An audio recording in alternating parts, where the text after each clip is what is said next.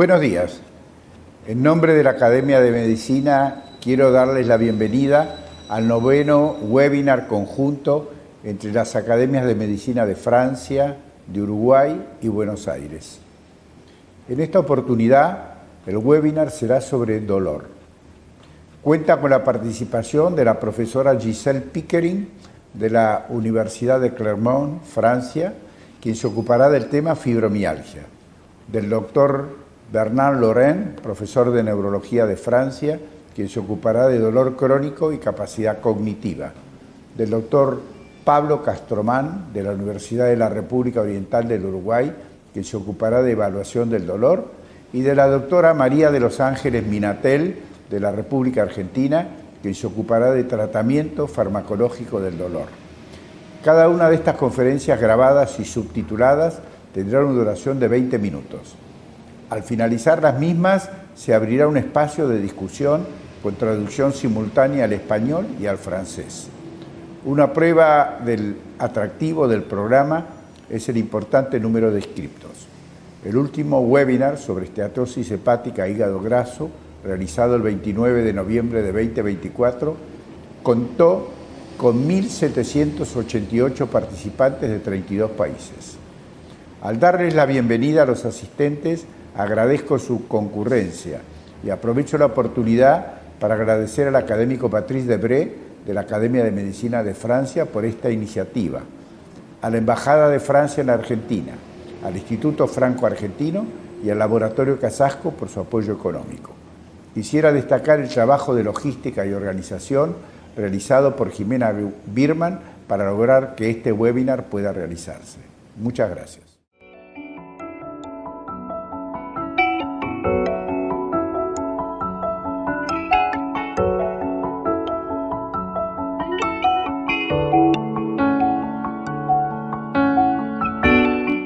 Chers collègues, bonjour à toutes et à tous. J'ai le très grand plaisir d'ouvrir aujourd'hui le nouveau webinaire de l'Académie nationale de médecine de France et l'Académie d'Argentine et celle d'Uruguay.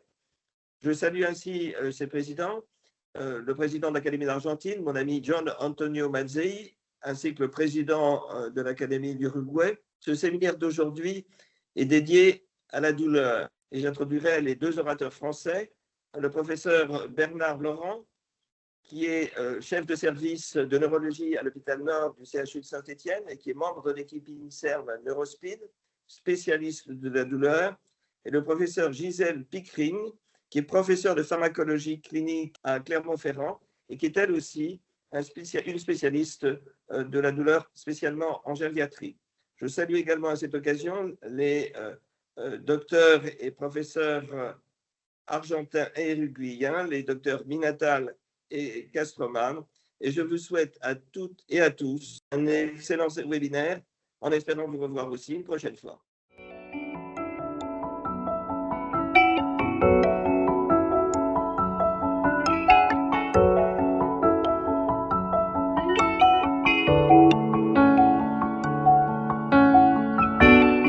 Buenos días. Como representante de la Academia Nacional de Medicina del Uruguay, transmito que es un honor participar en este noveno webinar conjunto con las Academias de Medicina de Buenos Aires y de Francia. Reiniciando las actividades anuales en esta modalidad de difusión del conocimiento con un tema de alta incidencia y que tantas repercusiones psicosociales tiene como es el dolor. Por nuestra academia participará el doctor Pablo Castromán con el tema evaluación del dolor. El doctor Castromán es médico anestesista, doctor en ciencias médicas, PhD, especialista en medicina intervencionista del dolor y tiene una extensa trayectoria asistencial y docente en nuestro medio, siendo actualmente profesor agregado de la Cátedra de Anestesia de la Facultad de Medicina de la Universidad de la República. Y es además el secretario científico de la Federación Latinoamericana del Dolor. Muchas gracias a todos desde el Uruguay y el mayor de los éxitos en esta jornada internacional.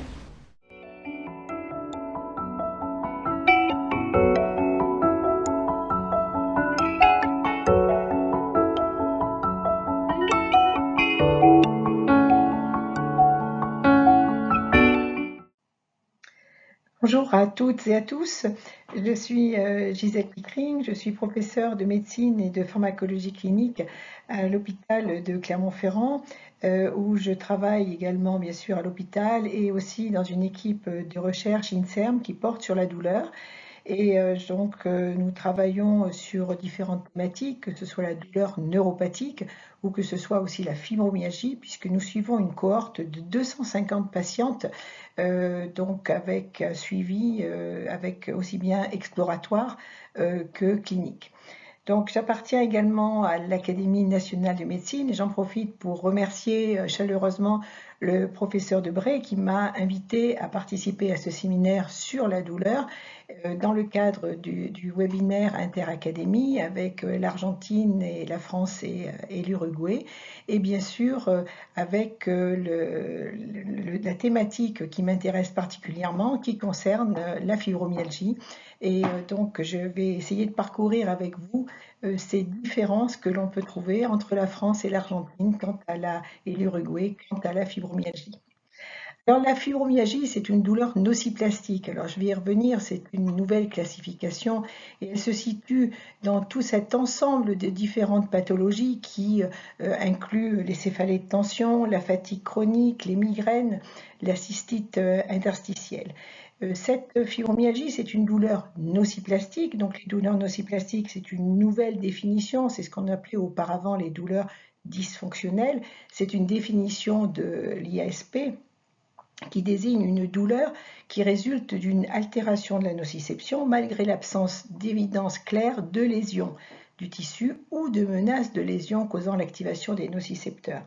Donc c'est une douleur par définition qui est difficile à diagnostiquer et souvent les patients, ce qui complexifie encore plus, c'est qu'ils ont souvent une combinaison de douleurs nociceptives, douleurs neuropathiques éventuellement, et aussi de douleurs nociplastique, le mécanisme sous-tendant étant celui de la sensibilisation centrale. Alors comment apparaissent et comment peut-on voir ces douleurs nociplastiques? Bien sûr, il y a des douleurs qui sont diffuses, qui sont vraiment diffuses, difficiles quelquefois à discriminer, et puis on est accompagné de symptômes dépressifs, d'anxiété, de troubles du sommeil, de troubles cognitifs, de troubles du système nerveux autonome, de fatigue et de beaucoup de comorbidités. Donc, toutes ces douleurs nociplastiques, elles ont toutes ces caractéristiques, la fibromyalgie, bien sûr, en premier lieu. Alors, quelle est sa prévalence de la fibromyalgie? C'est très variable en population générale, selon les critères, selon l'âge, selon les systèmes d'évaluation, selon les pays, avec une incidence qui est très variable selon les études, avec un sexe ratio homme-femme qui varie. Aujourd'hui, on est à peu près à 1,4 pour les femmes et 1 pour les hommes. Il y a de nombreuses comorbidités, de nombreuses concomitances chez les patients. De manière générale, on peut retenir que l'on a environ autour de 2-3% de la population, que ce soit en France, que ce soit dans d'autres pays, et en Amérique latine, c'est peut-être un peu plus élevé de la population, mais bien sûr, tout dépend du dépistage et tout dépend comment on diagnostique la fibromyalgie. Alors, comment classifier, comment diagnostiquer, comment dépister? Alors, il n'y a pas de gold standard.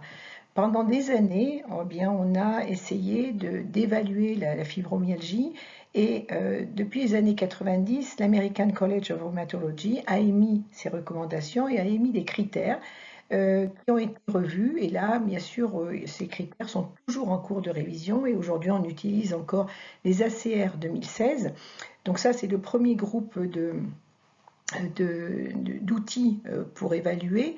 L'autre point, bien sûr, c'est le FIRST que vous connaissez peut-être, qui permet de discriminer la fibromyalgie et ça a été validé également en Amérique latine.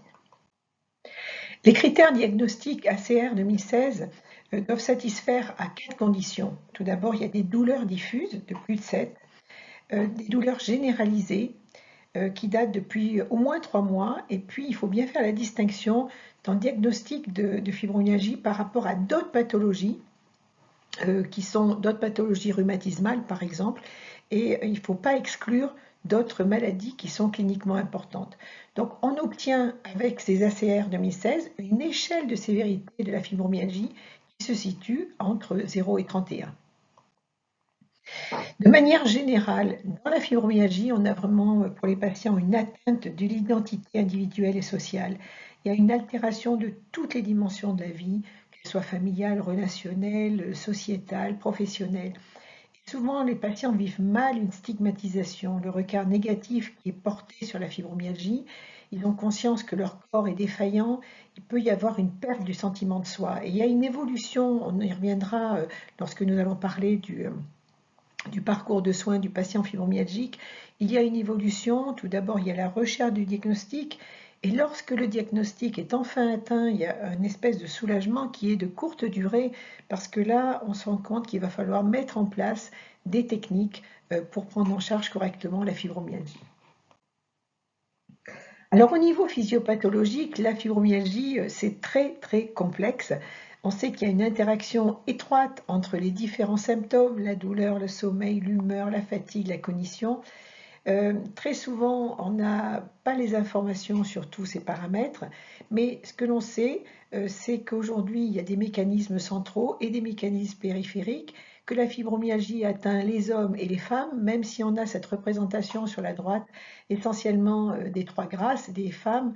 Bien sûr, aujourd'hui, on voit beaucoup d'hommes qui viennent aussi en consultation, et parmi notre cohorte de 250 patients, nous avons quand même eu une dizaine d'hommes, ce que nous n'aurions jamais eu il y a une dizaine d'années.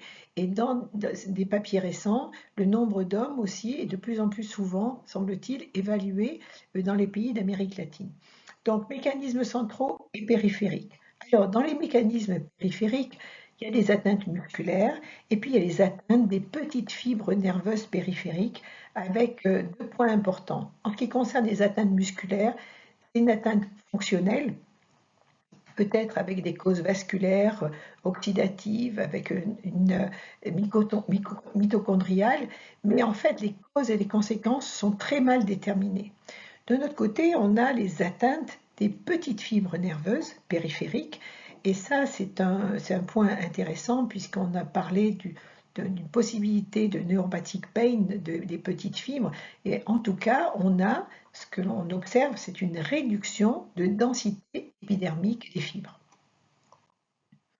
Du côté central, c'est l'œuf ou la poule. On ne sait pas bien qui est la cause de quoi, quelles sont les causes, les conséquences. D'un côté, on a l'axe du stress et le système nerveux autonome, on a l'anxiété, la dépression, la douleur, et puis de l'autre côté, on a la raideur musculaire, les douleurs, la fatigue, les troubles du sommeil. Donc, il est difficile de séparer les deux, et donc beaucoup de chercheurs cherchent justement à définir cela.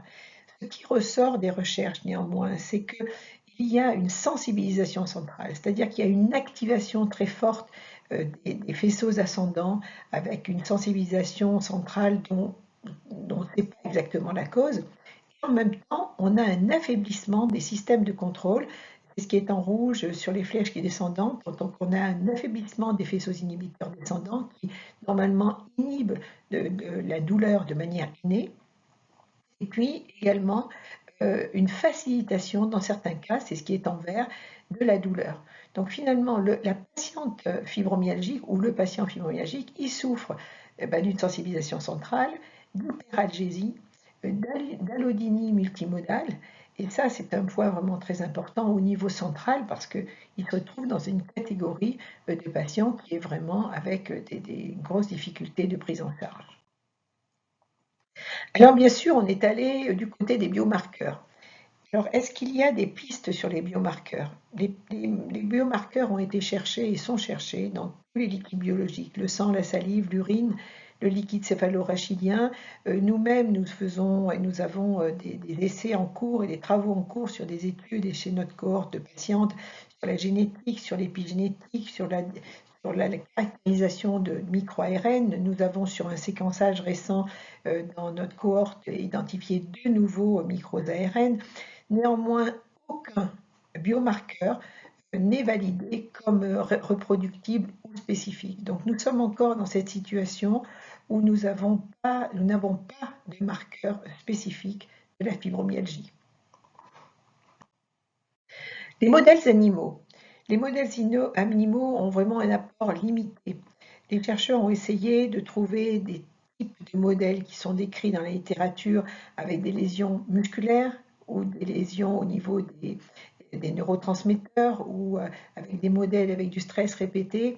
Le point final, c'est que l'hyperalgésie qui est créée, c'est bien une hyperalgie qui est disséminée, mais néanmoins, ce n'est pas une douleur qui va être pérenne, alors que chez les patients fibromyalgiques, c'est une douleur qui ne va pas durer que quelques semaines, va durer souvent malheureusement des mois et des années. Donc pour l'instant, les modèles animaux sont encore limités, mais il y a beaucoup de travaux qui sont faits dans ce sens. Grand espoir vient de la neuroimagerie. On a observé dans la neuroimagerie qu'il y a des différences qui ne sont pas spécifiques, qui sont inconstantes bien sûr, mais on a pu visualiser la matrice douleur, l'activation cérébrale, les changements de structure au niveau du cerveau, des modifications d'activation du cortex préfrontal, des modifications de concentration des neurotransmetteurs. Donc il y a beaucoup d'espoir dans ce domaine. Donc l'imagerie du cerveau en fonctionnement va nous apporter encore d'autres données comme l'imagerie fonctionnelle. Donc ce sont vraiment des techniques qui sont en plein essor et qui vont, il y a beaucoup de littérature qui est publiée en ce moment sur ça. Je pense que ça va encore se développer dans les années qui viennent. Donc nous avons parlé du dépistage, nous avons parlé de la fréquence, de la prévalence. Donc qu'en est-il de la prise en charge de la fibromyalgie? Donc la prise en charge est une prise en charge bien sûr qui est très complexe. Tout le monde a fait des recommandations, hein, toutes les sociétés savantes ont fait des recommandations, donc je n'en cite que quelques-unes, et il y a aussi d'autres recommandations qui ont été faites dans chaque pays, hein, au niveau national et au niveau de l'Amérique latine. Donc je cite juste ces quelques études, ces quelques recommandations par européens, le LAR, américaine, allemande et canadienne. Et le point commun de ces quatre sociétés, hein, qui sont de ces quatre études qui ont été faites, qui sont dans les différentes colonnes, c'est la première ligne avec l'exercice qui est en vert partout. C'est l'activité physique qui est fortement recommandée pour toutes les patientes fibromyalgiques, c'est la première ligne. Et ensuite, on a, ce que vous voyez avec les flèches bleues, tous les différents médicaments et puis les prises en charge qui sont non pharmacologiques. Mais tout d'abord, l'activité physique. C'est une activité physique qui doit être individualisée et adaptée aux patients, avec une prise en charge cognitivo-comportementale, avec une éducation thérapeutique, où le patient, on lui demande de participer de manière très active, avec une approche multimodale et interdisciplinaire. Les médicaments n'arrivent qu'en dernière ligne. Et ça, c'est très important parce que pendant très longtemps, les patients fibromyalgiques, on leur a donné beaucoup de traitements. En fait, aujourd'hui, on part sur de l'activité physique et le médicament vraiment en dernière ligne. On y recourt souvent, mais ça n'est pas la première ligne de prise en charge. Alors, en regardant les recommandations européennes et en particulier le LAR, quand on parle des médicaments, on s'appuie beaucoup sur des études qui ont été faites comme les études Cochrane. Et ces études Cochrane ont montré, se sont appuyées sur l'amélioration à 50% de la douleur, à 30% de la douleur, sur les effets indésirables, l'amélioration globale du patient, et souvent versus placebo. Et ils ont sorti qu'il y avait quand même des molécules intéressantes qui sont les antiépileptiques, les antidépresseurs, et bien sûr de faire attention comment on allait les utiliser.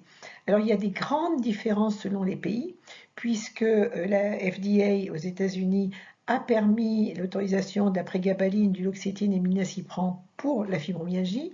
Par exemple, en France, nous n'avons pas de recommandation pour la fibromyalgie avec ces molécules, sachant que toutes ces molécules aujourd'hui, on sait leur gros problème au niveau de l'addiction, hein, que ce soit la prégabaline, que ce soit les opioïdes, et bien sûr la prise en charge des patients, il faut faire très attention parce qu'il y a des précautions à prendre avec des patients qui souvent dorment mal et qui vont en plus prendre d'autres médicaments comme des benzodiazépines, etc. Donc les recommandations européennes sont des recommandations qui sont pas toujours appliquées aujourd'hui, mais qui donnent un axe sur cette prise en charge. Alors, pour terminer, j'ai voulu me consacrer aussi à regarder les parallèles qui existent entre l'Amérique latine et l'Europe. Je trouve que c'est très très intéressant parce que l'impact de la fibromyalgie sur la vie des patients, finalement, c'est ce qui nous préoccupe le plus. Et il y a, je veux dire, des deux côtés de l'Atlantique, un très fort impact de la fibromyalgie sur la vie des patients. Un très fort impact avec, comme vous le voyez, en rouge, ce qui se passe en Europe, et en bleu, ce qui se passe en Amérique latine. Avec, bien sûr, un impact qui se porte sur les activités quotidiennes, sur la carrière, sur la prise en charge médicamenteuse, médicale, sur le travail, sur le revenu financier, etc. Donc, j'ai choisi ces deux études qui sont des études très intéressantes. C'est l'étude de Clark, qui est publiée en 2013, et l'étude de Teresa Otun, qui a été aimable et qui m'a vraiment envoyé gentiment son papier, et qui est publiée en 2024. Donc, on a 10 ans d'écart. En fait, aujourd'hui, je pense qu'on retrouverait pratiquement les mêmes données. Donc, sur ce papier de Clark, on a un fort impact, plus fort en Amérique latine. Et lorsqu'elle interroge les patients et tous les professionnels de santé et les spécialistes, comme vous le voyez, on a là aussi un très fort impact de la fibromyalgie, surtout en Amérique latine, bien plus qu'en Europe. Donc ça, c'est vraiment très intéressant. Je pense qu'il y a un point culturel, il y a des choses très intéressantes pour lesquelles il faudra aller plus vite, parce que je pense que les ponts, aujourd'hui, on les fait, mais on ne sait pas les causes finalement au total. Donc on a beaucoup de choses à pouvoir échanger entre l'Amérique latine et l'Europe dans ce contexte. Autre papier, c'est le papier de Teresa Otun qui a montré une démarche un petit peu différente.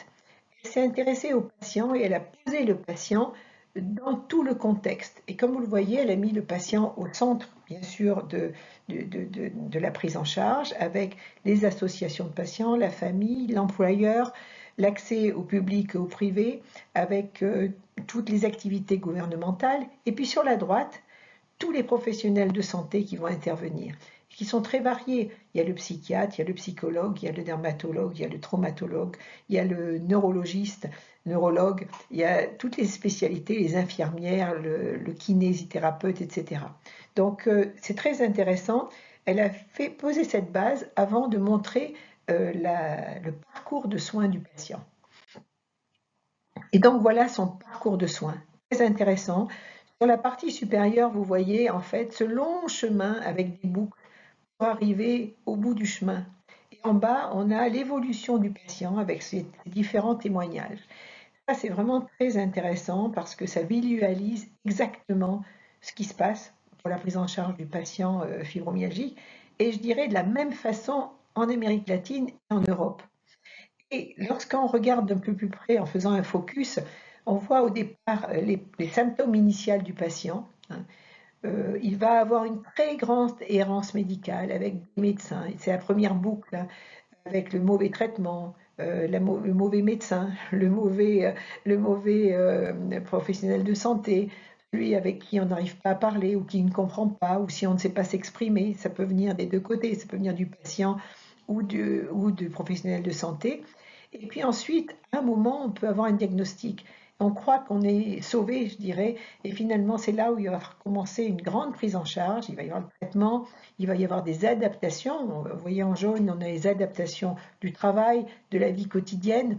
On va avoir le suivi des médecins et on va avoir une autre boucle. On a la chance de pouvoir être pris en charge par du multidisciplinaire, par différents axes, pour arriver au point final, qui est finalement l'autonomie du patient. Alors, ça ne sera certainement pas le pain zero, ça ne sera certainement pas le zéro douleur que l'on espère. En tout cas, très souvent, les patients ils vont pouvoir gagner en autonomie, être capables de moins prendre de médicaments, être capables de mieux vivre, de vivre leur vie quotidienne et d'accepter leurs conditions. Moi, personnellement, j'ai vu une grande évolution chez les patients fibromyalgiques au cours des 10 dernières années. Il y a 10-15 ans, je les voyais avec beaucoup, beaucoup de médicaments. Aujourd'hui, beaucoup de patients essaient de ne pas prendre de médicaments et de se prendre en charge. Donc il y a une véritable évolution sociétale et aussi peut-être culturelle. Et donc ce point est vraiment intéressant vers l'autonomie. Pour terminer, en conclusion de ce parallèle entre l'Amérique latine et l'Europe par rapport et en particulier la France en ce qui concerne la fibromyalgie, ce parcours de soins, il est aussi plein d'obstacles, plein d'errances, plein de boucles, hein, que ce soit en Amérique latine ou en France. Le but, c'est vraiment d'arriver à autonomiser le patient, à ce que le patient soit capable de se prendre en charge, d'accepter sa condition. Et vraiment, cette prise en charge, c'est une prise de conscience de l'importance de cette prise en charge par le patient lui-même. Et ça, peut-être que la recette, justement, se tient dans cet article qui a été publié, c'est vraiment d'avoir un accès très tôt au système, c'est-à-dire qu'on va avoir un médecin généraliste qui connaît la fibromyalgie et qui va pouvoir nous diriger vers les centres, vers toutes les ressources possibles et guider vers les professionnels de santé pour cette prise en charge qui va être, dans l'idéal, multidisciplinaire, axée sur l'exercice physique, peut-être avec certains médicaments, mais vraiment pour une prise en charge optimale du patient et son automisation à plus long terme. Voilà, eh bien, je vous remercie de votre attention et je serai très ravie de partager avec vous une discussion sur cette thématique qui nous intéresse beaucoup de la fibromyalgie. Merci.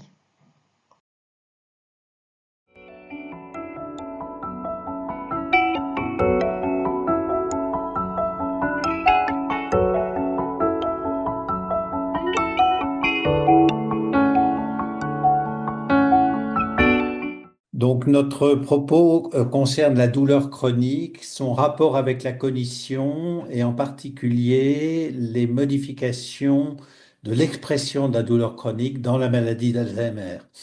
Donc je suis neurologue, je suis chercheur dans une unité INSERM qui s'appelle NeuroPen et qui travaille sur l'imagerie cérébrale de la douleur chez des sujets normaux et dans des situations pathologiques.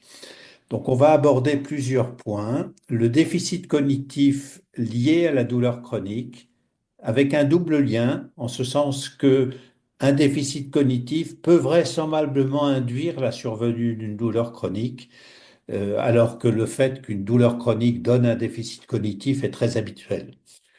La maladie d'Alzheimer modifie l'intégration de la douleur. J'essaierai d'expliquer comment à partir de nos données d'imagerie sur l'Alzheimer.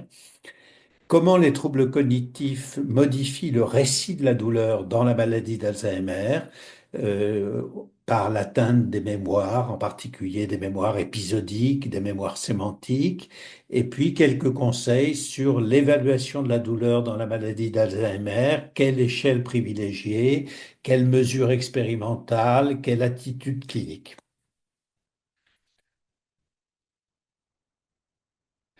La douleur chronique génère toujours un dysfonctionnement cognitif. Et ce qui est bien décrit dans la littérature, c'est la modification des fonctions exécutives, de la mémoire, du langage, des tests attentionnels. Donc, le premier travail que je présente, tous ces travaux sont faits dans notre équipe. C'est une cohorte qui est suivie depuis 27 ans, qui s'appelle la cohorte PACWID, et qui ont été engagés à plus de 65 ans dans cette cohorte, et on a évalué leur douleur et leur fonction cognitive. Euh, Ce que l'on a trouvé, c'est que tout au long de l'évolution, et on voit les années qui sont situées en abscisse, il y a entre les patients qui ont une douleur chronique et ceux qui n'en ont pas, une différence sur la performance d'un des tests qui est très significatif, qui est le test du code qui apparaît en bas de la diapositive, où on vous demande de mettre en dessous des chiffres le petit schéma qui est représenté en haut. Donc c'est un test de vitesse et c'est un test qu'on a déjà pas mal utilisé dans les études PACWID. qui est assez sensible à différentes pathologies neurologiques, en particulier au tout début de l'Alzheimer, mais aussi du Parkinson, de la dépression. Donc c'est un test qui est sensible et qui va s'avérer performant dans la douleur chronique. Deuxième question qu'on s'est posée, toujours dans la même cohorte, c'est est-ce que cette douleur chronique favorise la survenue d'une démence? Donc on a pris 4 groupes de patients, ceux qui n'avaient pas de douleur, pas d'antalgique, ceux qui avaient des douleurs, pas de douleur et des antalgiques, en posant la question est-ce que les antalgiques ont un rôle, ceux qui ont des douleurs chroniques sans antalgiques et ceux qui ont douleurs chroniques et antalgiques. Et on a évalué le risque de démence sur 24 ans par des visites à domicile tous les 2 ans, par une bonne expertise de neurologue, de neuropsychologue. Donc c'est un suivi clinique très, très attentif. Et finalement, on s'aperçoit que si vous avez une douleur chronique des antalgiques, l'odd ratio est de 1,73, donc il y a plus de démence, mais ça n'est pas lié à la douleur chronique, c'est lié à des facteurs confondants qui sont l'âge, le sexe féminin, le bas niveau d'études. Donc si vous ajustez ces données, il n'y a pas de lien entre la douleur chronique et le délai de survenue de la démence. Et c'est un point important parce qu'il y a beaucoup de papiers dans la littérature récente disant douleur chronique conduit à la maladie d'Alzheimer. L'autre façon d'aborder les choses, qui est plus originale et plus intrigante, c'est que la cognition peut prédire la survenue d'une douleur chronique. Donc ça, c'est une autre cohorte qui est une cohorte que nous suivons en Suisse, à Lausanne. 337 sujets de plus de 65 ans qui n'ont pas de douleur et on les suit dans le temps. 32% vont développer une douleur chronique au cours d'un suivi de 5 ans. Et on met en corrélation cette douleur qui apparaît avec les tests neuropsychologiques au début de l'étude. Et ce que l'on voit, c'est qu'avec toute une série de tests qui sont exprimés en bas de la diapositive, il y a un prédicteur de cette survenue qui est le Stroop. Le Stroop qui est un test d'inhibition, un test qui explore les fonctions frontales d'inhibition. Et ça pour des douleurs banales, parce que finalement les douleurs qu'on voit apparaître sont classiques à cet âge, c'est-à-dire elles sont essentiellement musculo-squelettiques de type rhumatismal, dos, hanches, pieds, genoux, etc. Hein. Donc ça, c'est un fait un peu inattendu que le Stroop à l'inclusion va prédire, avec un autre ratio qui n'est pas très important, mais qui est quand même de 1,50, la survenue d'une douleur chronique à 5 ans. Ensuite, pour douleur et maladie d'Alzheimer, la première chose qu'il faut, on travaille nous beaucoup sur ce qu'on appelle la peine matrice, c'est-à-dire les réponses d'imagerie cérébrale à la douleur dans des situations de douleur expérimentale. Et ce que l'on voit dans l'Alzheimer, c'est que la partie de réception de la nociception, c'est-à-dire l'entrée des phénomènes douloureux dans le cerveau, n'est pas modifiée. C'est une zone de cortex qui n'est pas concernée. Par contre, tout ce qui est le traitement émotionnel et cognitif de la maladie d'Alzheimer, en particulier les zones limbiques, les zones du cingulaire antérieur, les zones périgénoales, sont modifiées dans l'Alzheimer. Et en particulier, les zones qui contrôlent la douleur, le contrôle descendant de la douleur, c'est un contrôle endorphinique, c'est une zone qui va être concernée par la maladie d'Alzheimer. Par exemple, un réseau qui est très précocement concerné dans la maladie d'Alzheimer, c'est ce qu'on appelle le réseau de repos, qui qui est figuré ici avec les zones médianes du cerveau, en particulier les zones singulaires antérieures, mais aussi singulaires postérieures. Et là, par exemple, vous avez une représentation du trouble métabolique du MCI, Mild Cognitive Impairment, au tout début. Les zones les plus concernées dans l'entrée dans la maladie d'Alzheimer, c'est vraiment cette zone à la fois de l'hippocampe, mais du réseau de repos. Et pourquoi ça nous intéresse dans la douleur? Parce que c'est une zone qui est très importante dans le monitoring dans la douleur, dans l'évaluation de la douleur, dans la représentation de la douleur. Et le cortex périgénual qui est ici est la zone clé qui va commander les systèmes inhibiteurs descendants endorphiniques de la douleur. En d'autres termes, si ça c'est touché, ce qui apparaît ici, vous allez avoir une une modification de la régulation endorphinique de la douleur. Alors, quelle est la prévalence des douleurs chroniques dans l'Alzheimer? C'est difficile à apprécier parce qu'évidemment, il y a des discordances entre ce que racontent les soignants ou les caregivers et ce que raconte le patient. Le patient est forcément gêné par ses troubles de mémoire, par ses troubles du langage, à raconter la douleur chronique. Et les prévalences sont très variables selon les publications, entre 40 et 80% pour le personnel, et alors que le patient va raconter des douleurs chroniques, d'autant plus qu'il est déprimé, mais vous avez des chiffres qui varient entre 35 et 87%. Donc il y a quand même un grand flou.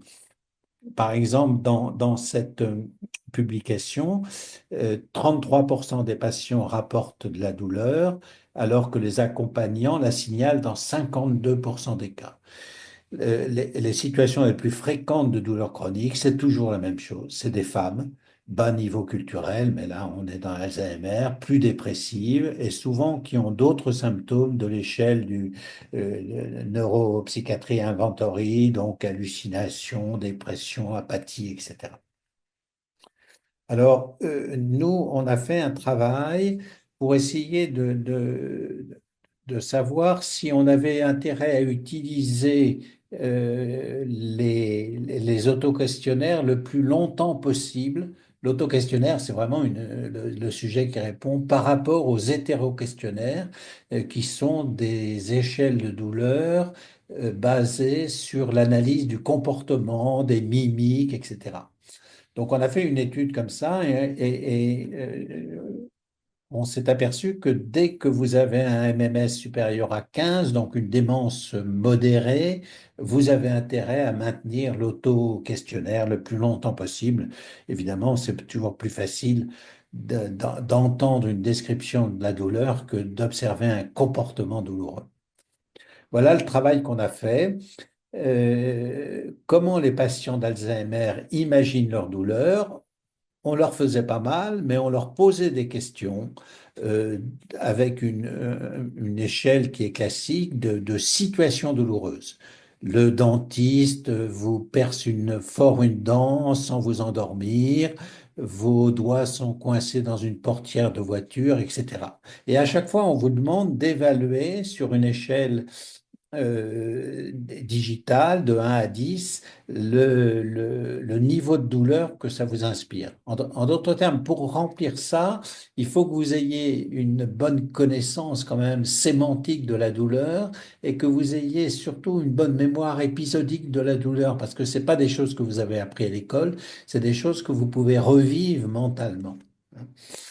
Donc, en faisant ce test chez des malades d'Alzheimer, on a comparé leurs réponses sur quatre types d'échelles. Échelle numérique, 0 à 10, échelle verbale simple, sur 5 réponses, un peu, moyennement, beaucoup, etc. L'échelle visuelle analogique, la classique, et l'échelle des visages. Et finalement, ce qui nous a intéressé, c'est quand les réponses des Alzheimer légers et modérés sont les plus proches des témoins. Et dans ces cas-là, ce qui apparaît, c'est que le plus simple, le plus fiable, c'est l'échelle verbale et l'échelle des visages. Hein. Donc, ça donne une indication pour les cliniciens. Une autre question qui peut être posée, c'est est-ce que les drogues antalgiques perturbent la cognition? Et là, il y a pas mal de papiers, j'en ai cité un, mais il y en a d'autres. Il n'y a pas de relation entre la consommation d'antalgiques, qui sont des antalgiques de type paracétamol ou anti-inflammatoires, hein. Il y a pas d'opiacés ou très très peu d'opiacés, et le niveau de MMS. Donc, le sujet n'est pas celui des antalgiques. Alors, il y a eu un bon papier qui est déjà ancien dans Brain, hein, 2004, où on a analysé les réponses douloureuses de patients par rapport à des témoins de même âge pour essayer de comprendre quel était le seuil nociceptif de ces patients et quel était leur niveau de souffrance. En général, le seuil de nociceptif, c'est-à-dire le niveau de pression en kilos qui va déclencher l'apparition d'une douleur, est plus élevé, comme s'ils avaient une forme de résistance à la douleur. Par contre, et c'est ça le point important, la souffrance est supérieure, c'est-à-dire que même pour des seuils nociceptifs faibles, ils ont des réponses en termes de souffrance qui sont supérieures. Et dans ce papier, ça a été couplé aux réponses cérébrales. Ce que l'on voit bien ici, c'est que dans le groupe Alzheimer, il y a des hyper-réponses des régions du cortex singulaire antérieur, qui est vraiment la réponse émotionnelle et cognitive à la douleur. Il y a de plus grandes réponses dans les régions de l'insula. Donc,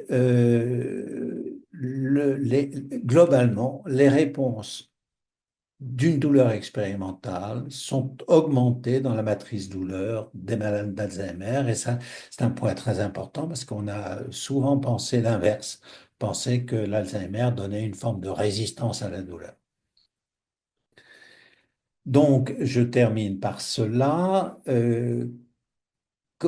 Quelles sont les conséquences cliniques pour des soignants confrontés à des Alzheimer ayant des douleurs chroniques et des troubles cognitifs? Comment faut-il se comporter? Pour entendre la douleur de ces patients, il faut éliminer les facteurs de distraction, donc il faut poser des questions seul à seul dans un lieu silencieux. Il faut s'approcher du patient lentement, de face, maintenir un contact visuel, avoir des phrases simples, le plus courtes possible. Les questions positives sont toujours mieux comprises. Il vaut mieux dire avez-vous mal que n'avez-vous pas de douleur. Une seule question à la fois. Des questions fermées qui appellent des réponses par oui ou par non.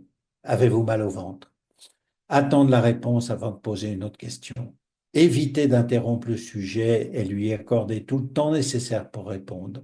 Encourager à décrire, encourager à trouver le mot qu'il est en train de chercher, parce que dans l'Alzheimer, il y a très souvent une perte de la sémantique des zones du corps. Privilégier l'échelle verbale simple et l'échelle du visage, montrer la partie douloureuse plutôt que la dénommer à cause du manque du mot, et surtout éviter de se servir de schéma ou de dessin, puisque c'est une fonction qui est très vite perdue dans la maladie d'Alzheimer. Je vous remercie.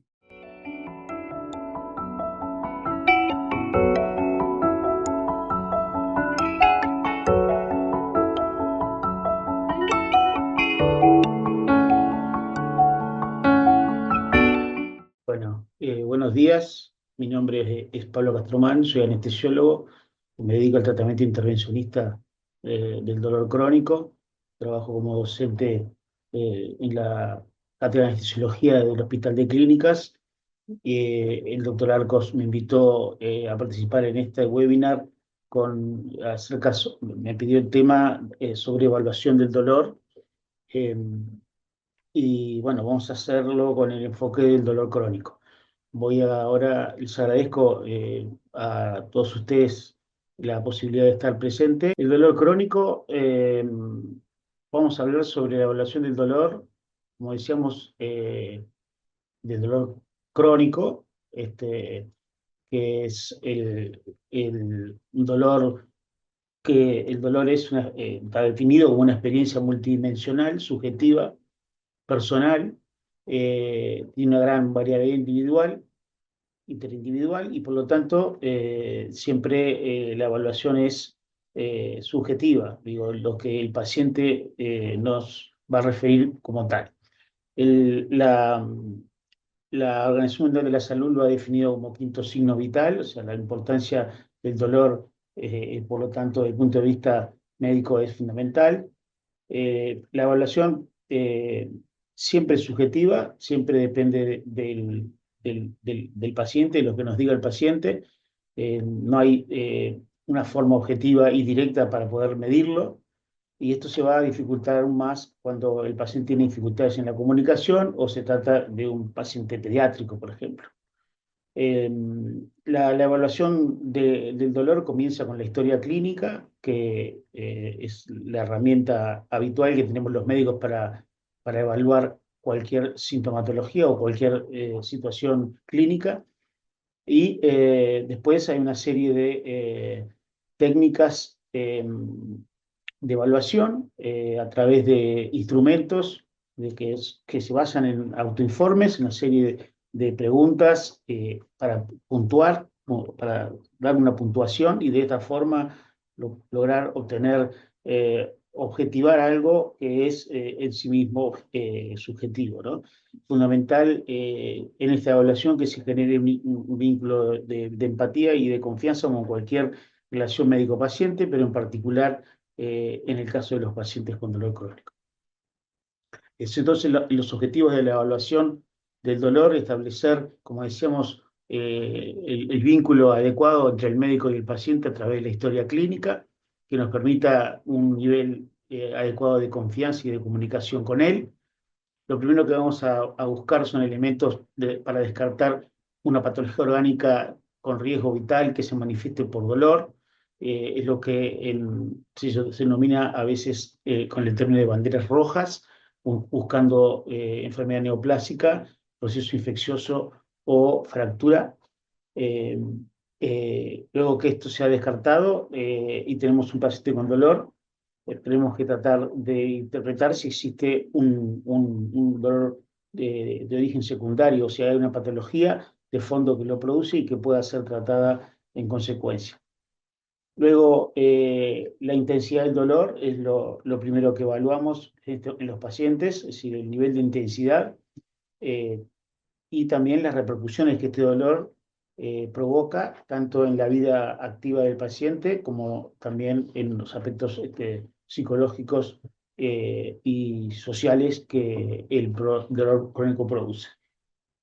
Diferenciar dolor nociceptivo de dolor neuropático, el dolor que se origina en los receptores del dolor y de aquel que se produce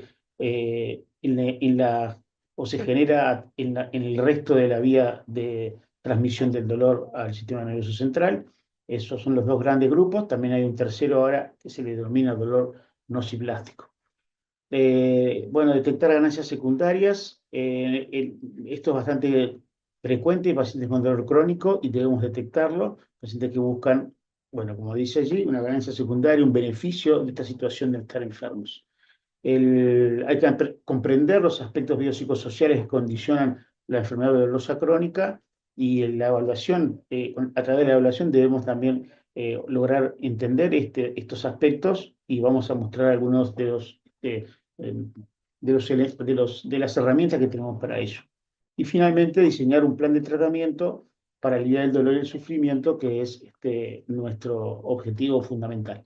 Aquí está la definición del dolor actual, realizada por la Asociación Internacional para el Estudio del Dolor, que lo define como una experiencia sensorial y emocional desagradable, asociada o similar a la asociada con un daño tisular real o potencial. Si ustedes ven, es prácticamente la misma que se hizo en el año 1979, con la diferencia de que agrega la posibilidad de que no exista un daño tisular real o potencial, sino asociado a algo similar a eso, de alguna manera, para darle subrayar la posibilidad de que exista dolor, un cuadro de dolor crónico, por ejemplo, sin que exista un daño real ni potencial, que es lo que puede ocurrir en los casos de dolor crónico primario, como vamos a ver en la clasificación del dolor.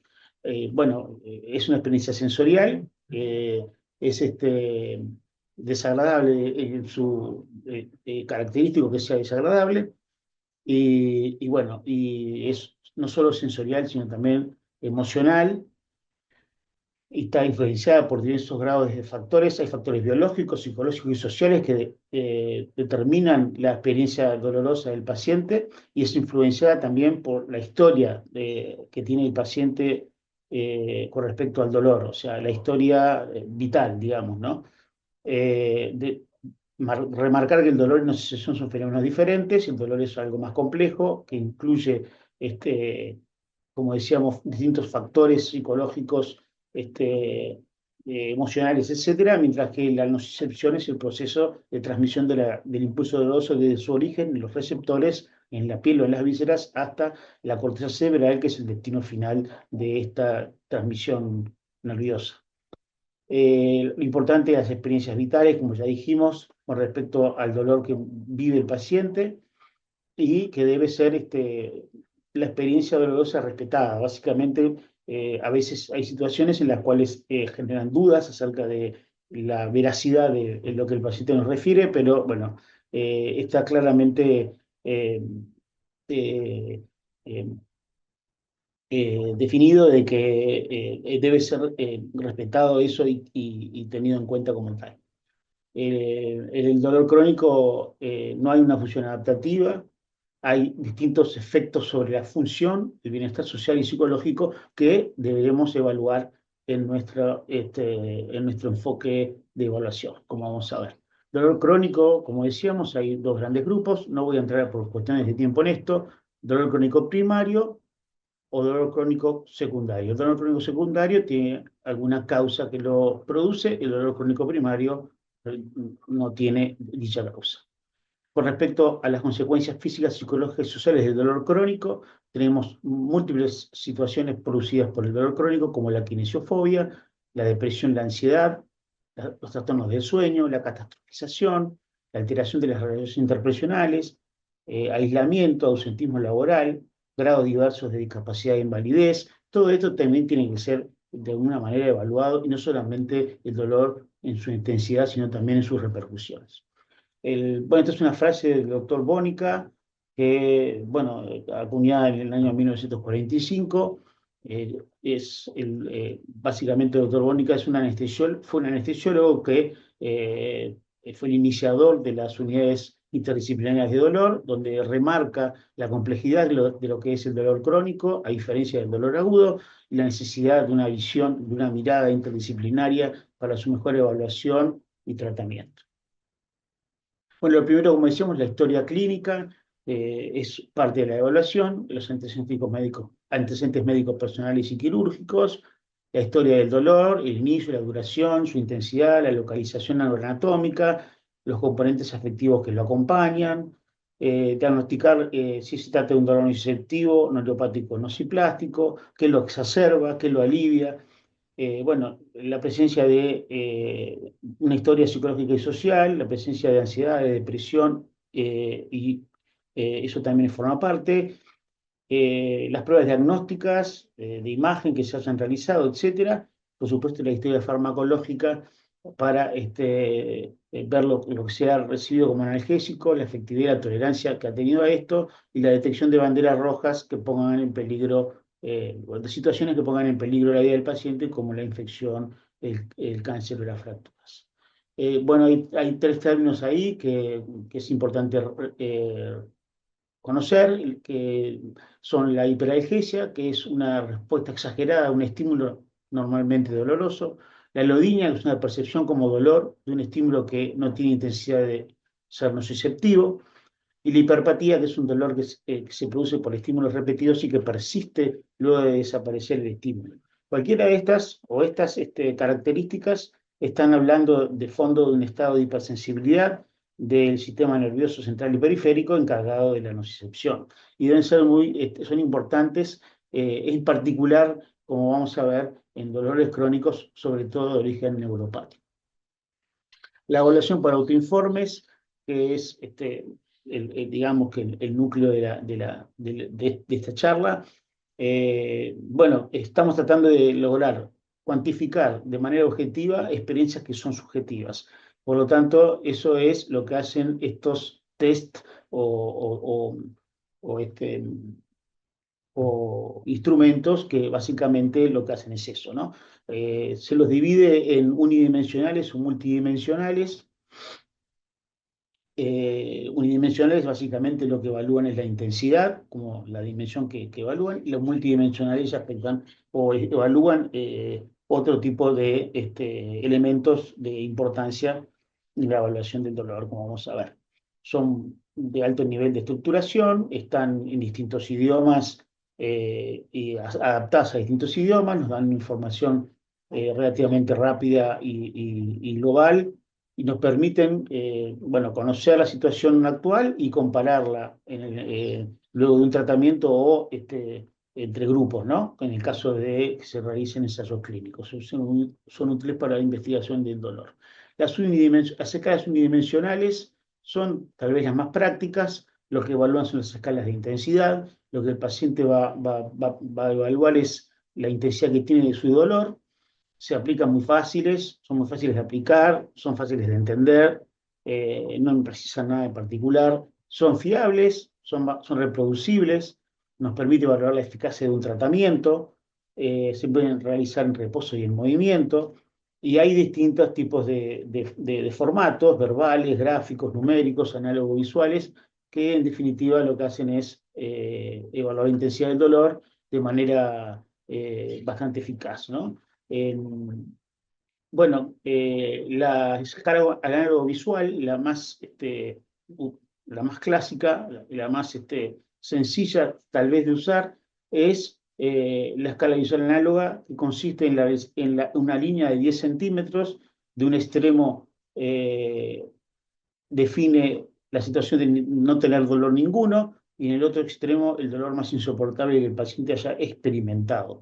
Y en esa línea se le pide al paciente que realice una marca en cuanto a su intensidad actual, y uno puede medir desde el 0 hasta esa marca y puede expresar allí la intensidad del dolor en milímetros o en centímetros, de acuerdo a cómo quiera hacerlo. También lo puede hacer con una escala numérica, donde lo que marca el paciente es el número desde el no dolor al dolor insoportable, ¿verdad? Esta puede ser de 0 a 10 o de 0 a 100, como en este caso.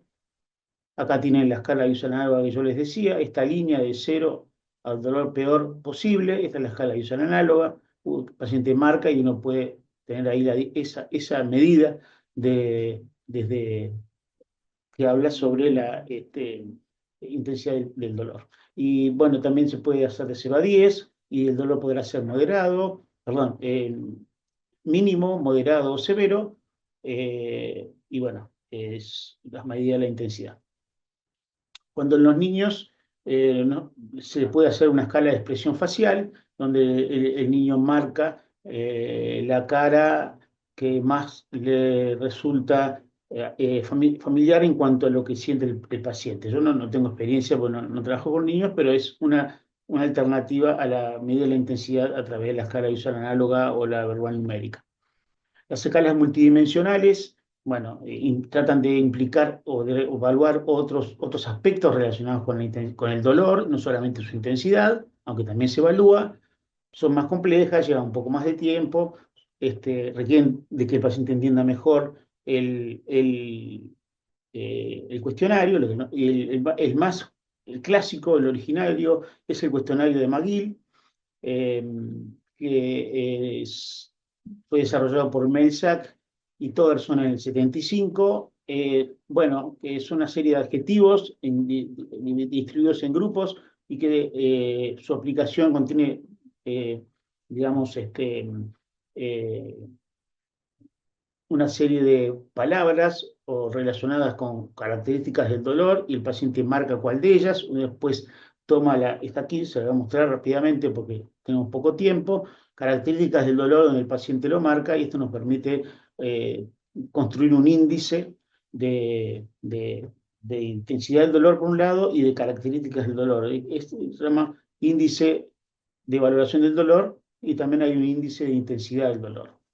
las dos cosas, por eso decimos que es multidimensional. El que yo tengo más experiencia es que es el cuestionario breve de dolor o Brief Pain Inventory, que fue desarrollado originalmente para el dolor oncológico en el Instituto de Anderson del Cáncer en Texas. Se utiliza en clínicas, se utiliza en investigación, está en español, hay una versión corta y otra larga, mide la intensidad del dolor sobre la actividad diaria y los efectos del tratamiento analgésico. Tenemos intensidad, el impacto del dolor sobre distintos aspectos, y bueno, es útil para utilizar, es útil para evaluar en ensayos clínicos. Es básicamente son preguntas son escala de 0 a 10, estas son preguntas vinculadas con la intensidad del dolor, y estas son preguntas vinculadas con la interferencia o el impacto que tiene el dolor sobre distintos aspectos, como la actividad general, el estado de ánimo, la capacidad de caminar, el trabajo, las relaciones interpersonales, el sueño, la capacidad de diversión. Bueno, y uno puede sacar puntaje de esto, promediarlo y sacar un índice de intensidad y un índice de interferencia o de repercusión, si se quiere.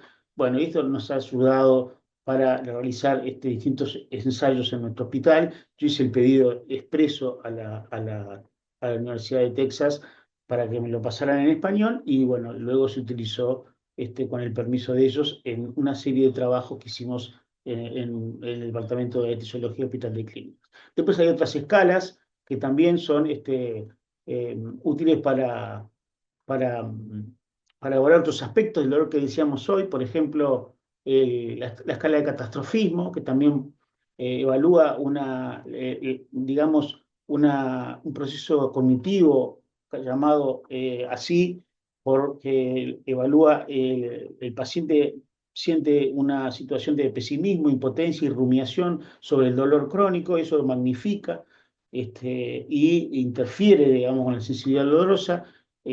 Son frases que uno puntea de 0 a 4 y bueno, y da un total, y también tiene relación con el dolor crónico del paciente. Lo hemos utilizado también esta escala para evaluar la presencia de este constructo en los pacientes con dolor crónico, y se ha visto que a mayor intensidad del dolor y mayor interferencia, el catastrofismo es mayor.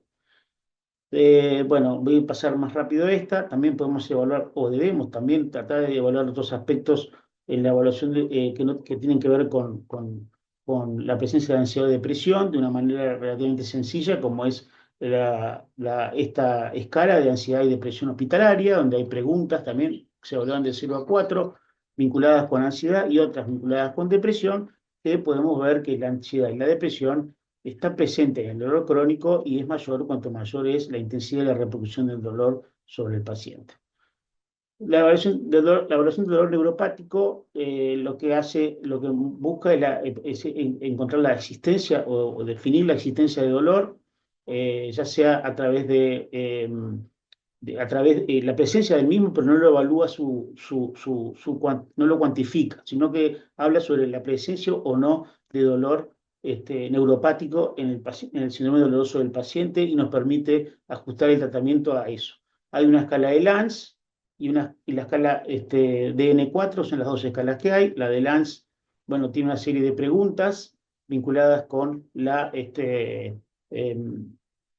distintos aspectos del dolor presente que caracterizan el dolor neuropático, donde el paciente lo va a dar un puntaje, y también lo hay en el examen físico, la presencia de alodinia, como decíamos hoy, o la hiperalgesia, que también si están presentes, si el puntaje da mayor de 12, que el paciente tiene dolor neuropático.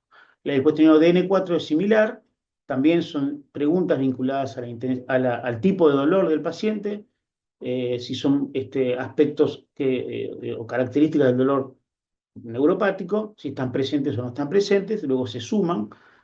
También lo que se observa en el examen físico, la presencia de alodinia también, que es fundamental, y bueno, de hipoestesia al tacto y al pinchazo. Bueno, en este caso 6 en 10, pero si es 4 en 10, se habla de que existe un componente neuropático del dolor en el paciente que estamos evaluando.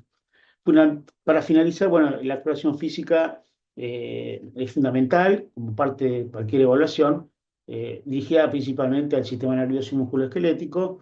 Bueno, la inspección general del fascia, la marcha, las posturas, la fuerza, la sensibilidad general, los reflejos, y bueno, el examen neurológico básicamente, de extremidades, de la columna y el examen neurológico son muy importantes en la evaluación del paciente con dolor crónico. Y bueno, como a medida de conclusión o a manera de conclusión, yo les diría que lo más práctico para realizar en la consulta con un paciente que tiene dolor crónico es evaluar a través de una escala unidimensional, es simplemente preguntar al paciente si 0 es nada de dolor y 10 es un dolor insoportable, qué número le daría entre 0 y 10 para tener una idea de la intensidad. Eso es algo muy sencillo, muy práctico de hacer en cualquier consulta, o si no lo pueden hacer directamente dibujando una línea de 100 milímetros o 10 centímetros y explicarle lo mismo que decíamos hoy, lo que se llama escala análogo visual, que el paciente marque, y bueno, y de esa forma ustedes van a tener una idea de la intensidad del dolor y cómo esa intensidad se modifica con los tratamientos, etc. Y bueno, y si no, pasar como otras escalas, otra forma de evaluar más completa, digamos, la escala, el Brisbane Inventory o el inventario abreviado del dolor en su versión en español, nos parece tal vez la más práctica y sencilla de aplicar en la práctica clínica habitual. Bueno, muchas gracias por su atención. Discúlpenme que me pasé un par de minutos y bueno, estamos para las preguntas.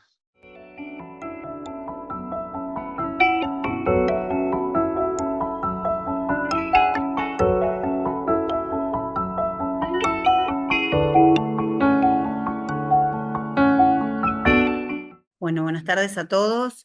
Mi nombre es María de los Ángeles Minatel, soy médica, me dedico a cuidados paliativos hace mucho tiempo. Agradezco la invitación a hablar de tratamiento farmacológico en este webinar de dolor. El dolor es un síntoma que sabemos que es sumamente prevalente y tiene un subtratamiento importante a nivel mundial. Y es un síntoma que toma mucha relevancia porque tiene un impacto muy grande en la calidad de vida. Frida Kahlo decía, el dolor no es parte de la vida, se puede convertir en la vida misma. Y la verdad que vivir con dolor es algo que es sumamente penoso para los pacientes y para las personas que conviven con este síntoma todo el tiempo. Por eso es tan importante la evaluación y el manejo en el sentido de la integralidad de lo que significa este síntoma, y la evaluación debe ser integral. La IASP decía que por definición el cuidado integrativo incluye la combinación de 2 o más estrategias en un contexto multidisciplinario, interdisciplinario, colaborativo y coordinado. Es sumamente importante que tengamos una muy buena evaluación para poder hacer un buen manejo del dolor. Para hablar desde el punto de vista farmacológico, voy a iniciar poniendo esta diapo que tiene que ver con la escalera analgésica de la OMS. La Organización Mundial de la Salud en la década del 80 se propuso lanzar un instrumento que nos sirva a los profesionales para mejorar el dolor, y en esa ocasión era el alivio del dolor por cáncer, pero en los últimos años esto se fue ampliando a el dolor y el dolor no oncológico, porque tiene que ver con la intensidad del dolor. Entonces, la escalera analgésica tiene 3 escalones, de los cuales el escalón 1 tiene que ver con el dolor leve, que es un dolor que va de 1 a 3 en la escala visual análoga o en la escala numérica, en intensidad. El dolor moderado, que va de 4 a 6, que es el segundo escalón, y allí la utilización de opioides débiles es como la indicación, y el escalón 3 es el dolor que va de severo, digamos, de moderado a severo, que va de 7 a 10 en intensidad, y se utilizan opioides fuertes o opioides de tercer escalón, como pueden ser la morfina, la oxicodona, el fentanilo, la hidromorfona, etc. Siempre con más o menos adyuvantes y con la posibilidad de analgésicos no opioides, como puede ser el paracetamol. Vamos a hablar primero de estos últimos y después vamos a dejar la última parte para hablar un poco de opioides. Los analgésicos no opioides son un grupo heterogéneo de fármacos que son conocidos como analgésicos simples, o analgésicos periféricos para distinguirlos, aunque algunos tienen alguna acción central, para distinguirlos de los analgésicos opioides y están indicados en general en el primer escalón o como adyuvantes en el segundo y tercer escalón. El mecanismo de acción es la inhibición de la enzima ciclooxigenasa, evitando la conversión del ácido araquidónico en tromboxanos y prostaglandinas. Y la clasificación se pueden clasificar en drogas antiinflamatorias no esteroides y en otros analgésicos o antipiréticos. Dentro de estos drogas antiinflamatorias no esteroides hay un montón de familias derivadas de diferentes tipos de ácidos y además los inhibidores de la COX-2. Obviamente que está el diclofenac, el ketorolac, el ibuprofeno, el naproxeno, que son todos dexketoprofeno, que son analgésicos y antiinflamatorios que se utilizan frecuentemente. Los inhibidores de la COX-2, que estos tienen una particularidad y es que mejoran, digamos, tienen menos efectos secundarios sobre la mucosa gástrica, como el meloxicam, el celecoxib, el heterocoxib y demás. Otros AINES, como puede ser el clorhidrato de nisina, el ácido niflúmico, etcétera. O la indometacina o la cetamicina, y tenemos los otros analgésicos como son los salicilatos como la aspirina, las anilidas como el paracetamol, que es muy utilizado, y otros que derivados de la pirazolonas. Las recomendaciones de uso tienen que ver con los efectos secundarios y siempre hay que tener una relación riesgo-beneficio. La relación de beneficio tiene que ser obviamente que mayor que la de riesgo y lo que se recomienda es la utilización de la dosis más baja, eficaz, el menor periodo de tiempo posible, teniendo en cuenta que hay factores individuales en cada paciente como la edad, enfermedad hepática, enfermedad renal o hematológica o riesgo cardiovascular que pueden traer algunas complicaciones si estos pacientes tienen alguna de estas cosas en el uso de crónicos de antiinflamatorios. Dentro de los antiinflamatorios siempre hay que tener en cuenta las dosis máximas de cada uno, todos tienen dosis máximas, algunos se han revisado y por ejemplo el paracetamol antes era 4 gramos, o sea 4.000 miligramos y ahora es 3.000 por día, entonces siempre hay que estar teniendo en cuenta las dosis máximas y el intervalo entre dosis de cada uno, porque si bien en general son fármacos que muchas veces tienen venta libre y la gente los consume como si fueran caramelos, tienen mucha acción tóxica y sobre todo en la mucosa gástrica o a nivel renal. Los efectos secundarios, los más frecuentes son los efectos gastrolesivos, que son tiempo dependiente y por eso es tan importante entender que son fármacos que hay que utilizarlos en un tiempo determinado y no con mucho, digamos, durante mucho tiempo. Si nosotros pensamos, cuando hablamos de dolor crónico, que hablamos de dolor que puede ser mayor a 3 meses en el tiempo, imagínense que en general cuando damos AINES y demás, las indicaciones son por tiempo prolongados, aunque no los querramos, en general sí, entonces hay que tener mucho cuidado con esto y tener muy presente el tiempo de que le damos el medicamento al paciente. Los menos tóxicos son los inhibidores de la COX-2, como los decía, y el ibuprofeno a nivel de la mucosa gástrica. Siempre hay que indicar protección gástrica con inhibidores de la bomba, cuando sobre todo en pacientes mayores de 60 años, pacientes oncológicos, reumatológicos, pacientes que tienen aspirina o ketorolac, que son más gastrolesivos, o cuando están con uso concomitante de corticoides, que muchas veces pasa, o anticoagulantes. Son nefrotóxicos también, pueden causar nefrotoxicidad con nefritis intersticial o disminución del filtrado glomerular y también insuficiencia cardíaca, hipertensión arterial, alergia, trastornos de coagulación, etc. La recomendación para los antiinflamatorios no esteroides, siempre hay que tener en cuenta que existen diferentes formulaciones y hay muchas combinaciones de AINES con paracetamol. Algunas son muy buenas, otras no tanto porque tienen hay que ver bien la cantidad de miligramos de cada AINE y del paracetamol, entonces a veces es rara las combinaciones que hay, pero algunas son buenas y surgen mucho efecto. Hay algunas como el diclofenac con paracetamol, ahora aquí en Argentina va a salir el heterocoxib con paracetamol, que son en general buenas combinaciones porque viene en un comprimido, pero siempre teniendo en cuenta nosotros como profesionales los miligramos que tienen, el intervalo interdosis y demás de cada medicamento. Lo mismo la combinación puede tener con opioides débiles, que hay algunas que tienen este tipo de combinación, AINES o paracetamol con opioides débiles, También tener en cuenta las dosificaciones de cada uno de los componentes de la medicación. Evitar la polifarmacia, esto es fundamental, pensar que la mayoría de los pacientes con dolor tienen más de una comorbilidad y a veces toman más de un medicamento para otras de sus enfermedades o de patologías que pueden estar teniendo, entonces hay que tratar de minimizar la cantidad de fármacos que podemos tener y siempre tratar de que el tratamiento del dolor sea un tratamiento polimodal y que tenga diferentes estrategias, tanto farmacológicas como no farmacológicas. Dentro de los otros adyuvantes que se pueden utilizar o medicamentos que se usan en el tratamiento del dolor están los glucocorticoides. En dolor oncológico lo utilizamos bastante. Dentro de pacientes que pueden tener hipertensión endocraneana, la capsaicina también se utiliza en forma local o en parches en dolor neuropático.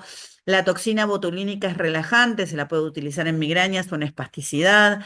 La ketamina es otra de las drogas que si bien es compleja porque es una droga que se usa en forma endovenosa, también a veces sirve en dolor mixto o dolor neuropático, pero es una droga que no se usa más para dolores no controlados y de difícil manejo. ¿Sí? Los anticonvulsivantes son drogas que sí se utilizan bastante en dolor neuropático o dolor con componente neuropático, que pueden ser los inhibidores de canales de calcio, como la carbamazepina y la oxcarbamazepina, que se las utiliza en neuralgia y tiene indicación precisa en la neuralgia del trigémino, la lamotrigina en las neuralgias por HIV, por el virus del HIV. Los que aumentan la actividad del GABA, como el gabapentina y la pregabalina, que también tienen indicación concreta en dolor neuropático. Los antidepresivos también se pueden utilizar, los inhibidores de la recaptación de noradrenalina y serotonina o los antidepresivos tricíclicos como la amitriptilina, que interviene también en la modulación nociceptiva, tiene un componente sedativo, entonces a veces también acompaña o ayuda en el tema del sueño. Los antidepresivos duales, que son también los que sí producen inhibición de las dos cosas, de la noradrenalina y la serotonina, como la duloxetina, que tiene indicación en la neuropatía diabética o en la venlafaxina. Acá les dejo un cuadrito de los anticonvulsivantes, cuál es la dosis máxima que tienen. En general se inicia con dosis mínimas, tienen una ventana bastante amplia de la dosis mínima a la dosis máxima, con la cual uno puede ir aumentando. Son medicamentos que se inician con dosis bajas y se va aumentando cada 3 o 4 días. En general no se da una indicación de una dosis alta de golpe porque traen efectos secundarios, el organismo necesita ir acostumbrándose y tienen indicaciones bastante precisas en las neuropatías, ¿no? Sea diabética, la posherpética, la neuropatía, el dolor neuropático central, bueno, distintas cuestiones. Algunas hay que tener en cuenta la necesidad de controles de la función hepática. Algunas tienen, digamos, un perfil más seguro que otras y por eso es importante el conocimiento de las drogas. Los antidepresivos pasa un poco lo mismo, es importante conocer cuáles son los efectos secundarios que pueden ir apareciendo y lo que sí es real es que muchas veces los pacientes que tienen dolor a veces tienen un componente depresivo que si uno hace una buena evaluación multidimensional, a veces con un fármaco puede mejorar el síntoma y también la depresión, ¿no? Entonces, también es importante tener en cuenta esto y tener en cuenta que tampoco hacen efecto enseguida, sino que la respuesta es a la semana o a las 2 o 3 semanas. Entonces, también hay que tener paciencia cuando uno indica estos medicamentos. Con respecto, no quiero dejar pasar el uso de cannabinoides. Los cannabinoides son sustancias químicas que se unen al sistema cannabinoide nuestro, que están en el sistema nervioso y en otros órganos del cuerpo humano. Los principales receptores son el CB1 y el CB2, y los principios activos de los cannabinoides es el tetrahidrocannabinol, el THC y el CBD. El CBD es el que tiene acción terapéutica. En general, el otro es más para uso recreativo y es importante que hasta ahora la FDA no lo aprobó para su uso en dolor, pero en muchos países se están haciendo muchos trabajos con respecto al tratamiento del dolor crónico y el uso de cannabinoides. Todavía no hay datos concluyentes, algunos estudios están a favor, otros estudios dicen que es muy parecida a tener otro tipo de medicamentos. Entonces, todavía están en uso, pero sí es real que hay un uso creciente en el tratamiento del dolor y también como profesionales tenemos que estar atentos y tener una conducta responsable con respecto a esto. Vamos a pasar a los opioides. Los opioides se clasifican según la afinidad del receptor en agonistas puros, agonistas parciales, agonistas antagonistas o antagonistas. Dentro de los agonistas puros, que son la mayoría de los opioides utilizados, la codeína, la morfina, el fentanilo, la metadona, meperidina, oxicodona, tapentadol, hidromorfona o tramadol. Los agonistas parciales es la buprenorfina, que es un opioide que se utiliza en parches. Este, y los antagonistas, como la naloxona, es el opioide que se utiliza cuando hay una intoxicación opioide y es el antagonista puro que tenemos para los receptores, que se usa en forma endovenosa o subcutánea. Es importante tener en cuenta la nalbufina, en la Argentina por lo menos, se utiliza y la verdad que no es un muy buen opioide para utilizar porque es un agonista antagonista, tiene parte de receptores que agoniza, pero parte de otros que antagoniza, y si son pacientes que están teniendo otro tipo de opioides, lo que va a hacer es producir parte de una abstinencia, por producir más dolor del que queremos sacar. Entonces no es un buen opioide para utilizar, tiene una vida media de acción muy cortita. Acá les dejo más o menos digamos, los receptores donde se unen y es importante tener en cuenta que los opioides también se clasifican por la potencia analgésica que tienen. Dentro de los opioides débiles, que son los que se utilizan en el segundo escalón de la escalera analgésica para un dolor moderado, están la codeína y el tramadol. Y dentro de los opioides potentes está la morfina, el fentanilo, la metadona, todos los otros. El tapentadol en algunos lugares lo van a encontrar como opioide débil y otros como opioide fuerte. Lo mismo pasa a veces con la buprenorfina. Lo importante de los opioides también es a tener en cuenta cuáles son las formulaciones que tienen, porque algunos tienen absorción por vía oral, otros tienen absorción, vienen en formulaciones parenterales, algunos países tienen algunos, otros tienen otros.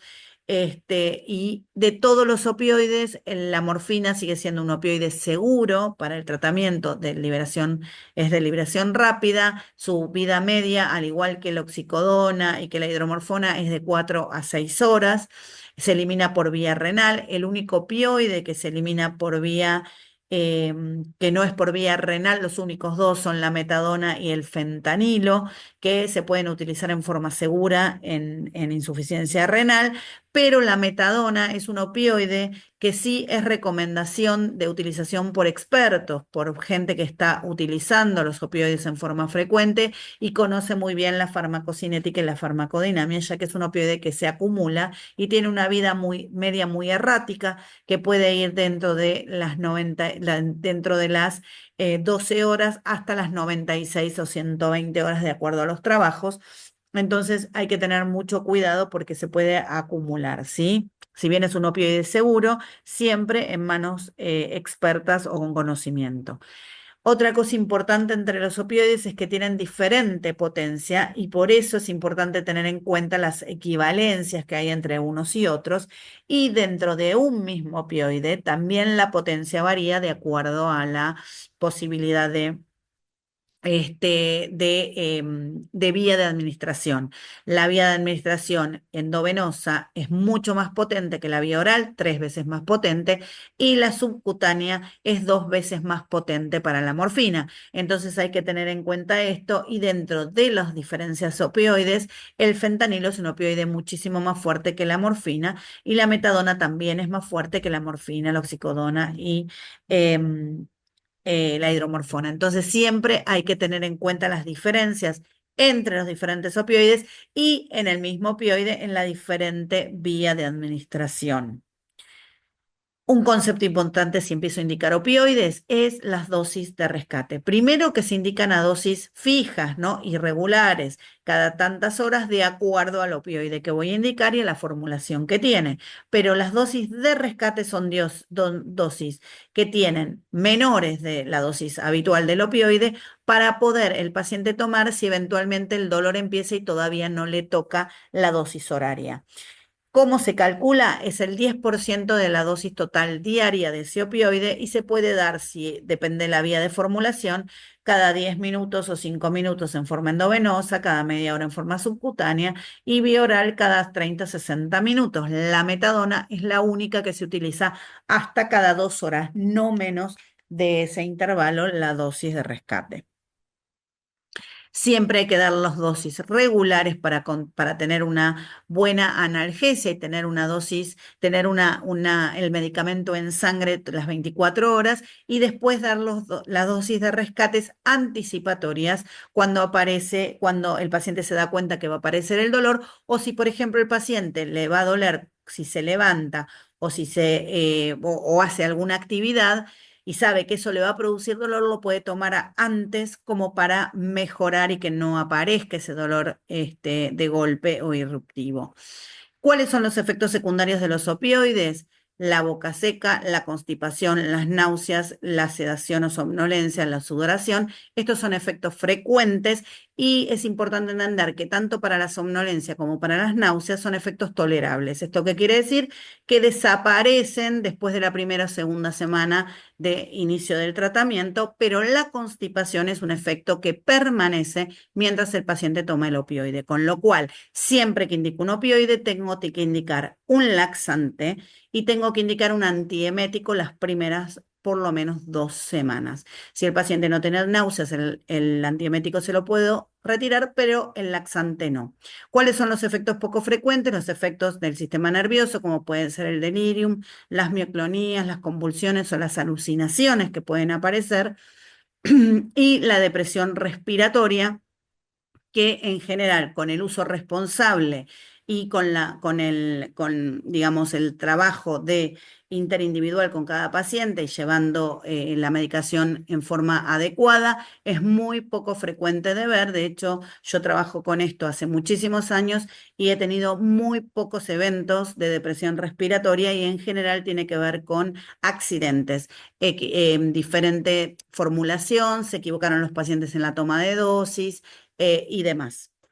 Dentro de la toxicidad o la neurotoxicidad inducida por opioides, que es un síndrome que se puede dar cuando uno está utilizando opioides, tiene que ver con la confusión, los trastornos cognitivos, las alucinaciones, el delirium, las mioclonías que puede aparecer, la hiperalgesia. Esto es algo que es importante detectarlo y tratarlo. En general, lo que uno hace para tratarlo es rotar el opioide y tratar las alucinaciones o lo que va apareciendo con antipsicóticos, pero sí es importante, si aparece esto, darle un tratamiento adecuado y no dejar que esto continúe. ¿Cuáles pueden ser las consecuencias del tratamiento opioide a largo plazo? La hiperalgesia, la dependencia física, la tolerancia. Existe una epidemia de lo que se llama la epidemia de opioides, de adicción a opioides en Estados Unidos. Es algo muy importante que está sucediendo hace ya muchos años. Conduce a muerte de muchas personas, sobre todo en personas con dolor crónico y que se han hecho adictas por la mala indicación y el mal uso de los opioides. Entonces, sí es importante que si yo voy a recetar un opioide en dolor crónico, tenga en cuenta que tengo que ser muy responsable y hacer una adecuación concreta de los tratamientos. Las recomendaciones para el dolor crónico no oncológico en la utilización de opioides es tener un plan terapéutico y un seguimiento estrecho para minimizar riesgos, una monitorización individualizada. La prevalencia real del uso inadecuado de opioides es desconocida, no sabemos exactamente, salvo en Estados Unidos, que ha habido esto, o en Canadá. En el resto de los países no hay como una cosa concreta de cuánto es, pero sí existe. Es necesario distinguir la dependencia y abuso de opioides de la pseudoadicción. Hay definiciones en el DSM-4 y en el DSM-5 que es importante que las tengamos en cuenta y las leamos para saber cuándo estamos hablando de una cosa y cuándo de otra. Se recomienda el tratamiento con fármacos no opioides o técnicas intervencionistas para disminuir los opioides o para no ponerlos, ¿sí? El inicio del tratamiento es preciso, necesitamos un seguimiento estrecho, entonces si yo inicio un opioide en cualquier tipo de dolor, sea oncológico, no oncológico o en el uso crónico, sabemos que son pacientes que los tenemos que seguir seguro a la primera semana, a la cuarta semana o a la tercera semana. Son pacientes que necesitamos conocerlos, para eso tenemos que hacer una muy buena evaluación multidimensional y es importante evaluar el tema de los antecedentes de que puedan tener estos pacientes con respecto a adicciones o al consumo de alcohol o de nicotina. ¿Sí? Las drogas adyuvantes, que son las drogas que fuimos mencionando en un principio, son las drogas que tienen tres objetivos fundamentales cuando uno indica opioides o que están en la escalera analgésica, ¿no? Es la disminución de la toxicidad inducida por opioides, para eso se utilizan sí o sí los antieméticos y los laxantes porque sabemos los efectos secundarios que producen los opioides. Sirven para potenciar la analgesia también, ¿sí? Para no tener que dar tanto medicamento opioide y porque los opioides actúan de una manera que las drogas adyuvantes no. Entonces el dolor puede ser un dolor multicausal o tener diferentes etiologías y necesitamos a veces incorporar antiinflamatorios y tratar otros síntomas concurrentes, porque a veces son pacientes que pueden, como dijimos, estar con mucha ansiedad o tener depresión o tener algún trastorno del ánimo o tener trastornos de personalidad y todas estas cosas son importantes de tratarlas como para poder mejorar el tema del tratamiento del dolor y del síntoma. Siempre es importante dar información al paciente y su familia con los objetivos del tratamiento, cuál va a ser la modalidad, escribir las indicaciones y dárselas en forma concreta, explicar cuáles son los miedos si llego a dar un opioide o llego a dar una droga que los pacientes no están acostumbrados a tomar, como puede ser un anticonvulsivante, un antidepresivo, bueno, explicar cuáles son los efectos que pueden tener, si tienen algún mito o algún concepto que pueda aparecer con respecto al uso de la morfina o derivados, el tema de la adicción, el tema de si duele más que me van a dar, si puedo perder mi lucidez. Bueno, todas estas cosas, muchas veces los opioides se los equipara al tema de terminalidad. En cuidados paliativos esto es muy común y es algo que tenemos que ir transformando porque los analgésicos opioides como la morfina y derivados se pueden utilizar, como dijimos, en dolores agudos o se pueden utilizar, son muy buenos analgésicos y no tienen que ver con la terminalidad o con la muerte, ¿sí? Siguen siendo medicamentos para tratar un síntoma, entonces es importante aclarárselos a los pacientes.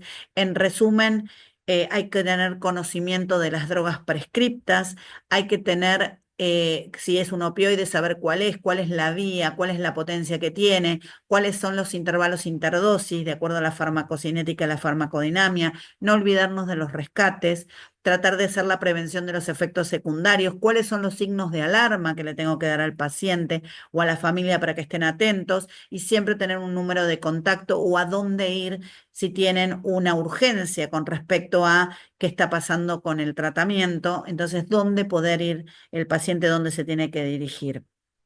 ¿Cuáles son las recomendaciones de los analgésicos opioides? Hacer una administración regular, no prescribir solamente según necesidad. La ruta, que puede ser oral, se pueden titular los analgésicos opioides por la vía oral. Debe ser siempre la de primera elección, no es necesario internar a los pacientes o ponerles medicamentos subcutáneos endovenosos. Tener en cuenta la vida media, la biodisponibilidad y duración de acción de los diferentes fármacos. Es muy importante y vuelvo a insistir con el conocimiento de los fármacos que estoy dando. En dolor hay muchísima recomendación de los fármacos, de muchísimos fármacos diferentes. Entonces, si yo me dedico, digamos, tengo un paciente con dolor, tengo que pensar y evaluar bien cuáles son los medicamentos. Y piensen que el dolor es algo que tratamos, la mayoría de los médicos deberíamos saber tratar bien el dolor porque es un síntoma cardinal en un montón de enfermedades y en un montón de pacientes. Incorporar tratamientos no farmacológicos como la psicoterapia, otros tipos de tratamientos si obviamente tengo un tumor, técnicas intervencionistas si son necesarias, es muy importante de pensarlo. Es importante entender que el dolor es un síntoma multidimensional, que muchas veces tiene muchísimas aristas bajo la expresión de ese síntoma, y que a veces la terapia psicológica, terapias cognitivos conductuales ayudan, mejoran, acompañan mucho más a ese paciente y a esa familia, y son necesarias que las tengamos en cuenta. Siempre los equipos de profesionales tienen que ser multidisciplinarios o interdisciplinarios, estar en contacto con otros profesionales que nos puedan acompañar en esto es muy importante para poder mejorar el síntoma y la calidad de vida del paciente.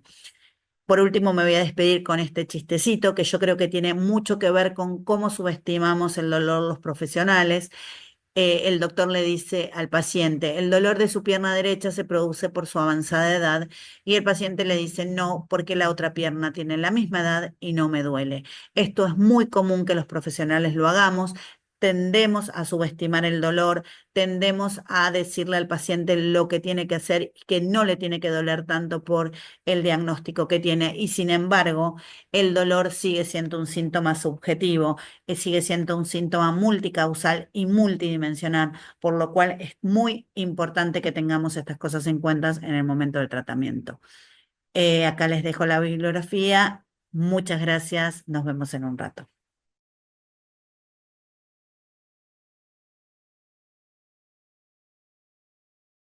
Quiero decir que estamos conectados con muchísimos países. Acá me están llegando de Ecuador, de Paraguay, de Guatemala, de México. Hay una pregunta que le vamos a hacer a la doctora Pickering. Doctora, quería comentarle esta pregunta que nos llega desde Argentina. ¿Hay alguna dieta que haya demostrado ser importante dentro del tratamiento multidisciplinario de la fibromialgia?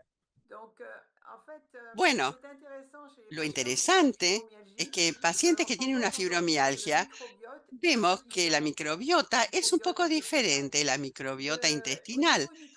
A nivel nutricional, muchos pacientes fibromiálgicos tienen que manejar la tasa de magnesio, y el magnesio solamente hay 1% de magnesio en sangre, o sea que no da una muy buena idea del magnesio total. Sin embargo, vemos que muchos pacientes con fibromialgia están más bien en hipomagnesemia con respecto a los demás. Entonces, hay algunos protocolos no validados todavía, pero que se da magnesio a pacientes fibromiálgicos, y el dolor no cambia mucho, pero globalmente la salud va mejor y la calidad de vida también se mejora. Y el segundo punto es que también hay varios estudios sin gluten, y hay datos contradictorios, pero como resumen, creo que este es un punto muy importante con respecto a la nutrición de los fibromiálgicos, y también el papel de la vitamina D en esto. Pero como resumen, hoy todavía estamos en espera de los buenos ensayos clínicos en curso, randomizados. Muchas gracias, doctora Pickering. Vamos a una pregunta que nos llega también. ¿Qué opinión tienen en relación a las vitaminas en altas dosis como ayudante del tratamiento? Se refiere fundamentalmente a la vitamina B12, B1 y B6.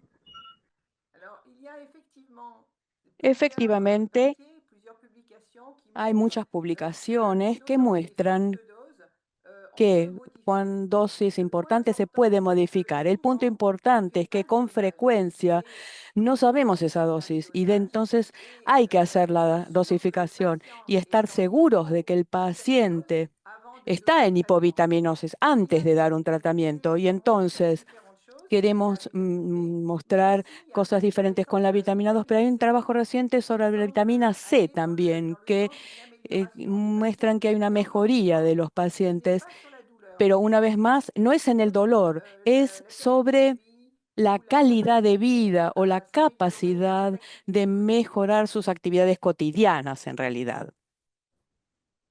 Muchas gracias, doctora. Hay otra pregunta que puede ser también para la doctora o para la doctora Pickering o para la doctora Minatel.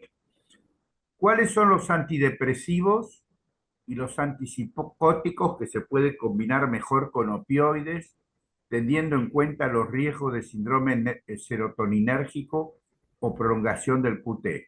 La verdad es que siempre yo digo lo mismo, hay que tener mucho cuidado con las combinaciones de los medicamentos y estar atentos. Nosotros solemos usar antidepresivos muchas veces, los antidepresivos por ahí más nuevos, eh, como el escitalopram o la desvenlafaxina, pero siempre estar atentos y con respecto a prolongación del que usted decía, ¿no? En el tema de los opioides, digamos, el que hay que tener un poco más de cuidado es con la metadona. Y siempre insistimos en la posibilidad de que sea un opioide que se use en, como dije en la disertación, en manos más expertas que entiendan la farmacocinética del opioide. Pero después se pueden utilizar antidepresivos y siempre sabiendo para qué, ¿no? ¿Para qué combino una cosa con la otra y qué tipo, con una buena evaluación del dolor? No sé si la doctora Pickering quiere agregar algo más o Pablo, Castromán, que imagino que también puede hablar algo de esto. Justa una palabra, aquí estoy totalmente de acuerdo con lo que ha dicho María, completamente de acuerdo. Y en Francia tenemos metadona también en forma de administración oral. Es un medicamento que tiene una farmacocinética muy compleja, muy complicada. Yo trabajo mucho con la ketamina, que también es complicada, pero con frecuencia se utiliza ketamina como último recurso en los pacientes. Y acá vemos a veces que hay un problema con la asociación de la ketamina en los pacientes que ya están recibiendo antidepresivos. Y ahí maximizamos entonces los temas, pero que es muy frecuente ver que hay ketamina 0,5 gramos por kilo, miligramos, perdón, por kilo en perfusión para el dolor que es refractario. En esos casos son pacientes que con frecuencia tenemos muchos medicamentos y es sorprendente ver que hay todas estas interacciones medicamentosas potenciales que podemos observar. Hay una pregunta que tiene que ver tanto para la doctora Minatel como para la doctora Pickering con respecto al dolor crónico no oncológico. Quisiera saber la opinión sobre pregabalina de acuerdo a sus efectos adversos a largo plazo. ¿Debemos indicarlo o no? En fibromialgia, ¿qué importancia dentro de las opciones farmacológicas se le da? Doctora Pickering, esta sería una pregunta para usted respecto a la pregabalina en fibromialgia y la utilización en forma crónica. En el caso de la fibromialgia en Francia, en general en Europa, la pregabalina somos muy cuidadosos hoy en día porque